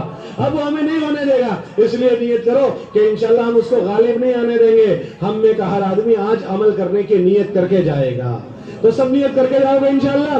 کوئی اٹھ کر چلے تو نہیں جاؤ گے. شیطان اب دیکھنا ہے کسی کو لقمہ تو نہیں بناتا, وہ کوشش کرے گا ہم کو پچھاڑنے کی کہ اس کو کسی نہ کسی طرح لقمہ بنا لے. ہم نیت کر لیں کہ وہ ہمیں کیا پچھاڑے, آج تو اسی کو پچھاڑنا ہے, اس کے ہاتھ میں نہیں آنا. اچھا بھائی بتاؤ, پچھاڑو گے یا پچھاڑو گے؟ تو اچھی بات. تب ایسا کرو کہ اپنے ہلکے والوں کے ساتھ بیٹھو اور ان 5 کام کرنے کی نیت کر کے پھر اپنی ضرورت سے فارغ ہونے کے لیے چلے جاؤ. ٹھیک ہے انشاءاللہ. اب ہلکے بھائی آپ کو کھڑا کریں گے. بھائی پہلا ہلکا کون سا جلدی بتاؤ؟ اشرفی ہلکے والے. اشرفی ہلکے والے جہاں کھڑے ہیں, جہاں بیٹھے ذرا کھڑے ہو جاؤ. دیکھو بھائی اشرفی والے یہاں ہیں, وہ بچہ لے لو اور اپنے ساتھیوں کو بٹھاؤ. چلو جلدی جلدی کرو. مکی ہلکا. اچھا بھائی کون سا ہلکا؟ مکی ہلکا. مکی ہلکا کہاں بیٹھا ہے بھائی؟ دیکھو مکی ہلکا. بھائی کہاں بیٹھیں گے؟ بھائی کہاں جائیں گے؟ دیکھو پیچھے چچا کھڑے ہو گئے, وہاں سب چلے جاؤ. بھائی ان کے پاس چلے جاؤ, وہاں جگہ ہے. مکی ہلکے والے سب وہاں جاؤ جلدی جلدی. نور ہلکا. بھائی ہلکا نور کہاں کھڑا ہے؟ ہلکا نور. بھائی کھڑے ہو جاؤ. ہلکا نور والے, ہلکا نور والے دیکھو پیچھے چلے جاؤ. بھائی ہلکا خیف, بھائی وہاں چلے جاؤ. خیف ہلکا نور والے اس طرف چلے جاؤ. بھائی ہلکا خیف کہاں ہے؟ ہلکا خیف. بھائی ذرا آدمی خیف والے, خضر ہلکا والے سب پہلا وہاں ہیں. بھائی دیکھو خضر ہلکا والے کے پاس چلے جاؤ. سارے وہاں چلے جاؤ, سب کی ترتیب بناؤ. کیا ہے چائے والا کیا ہے؟ بھائی ابراہیم ہلکا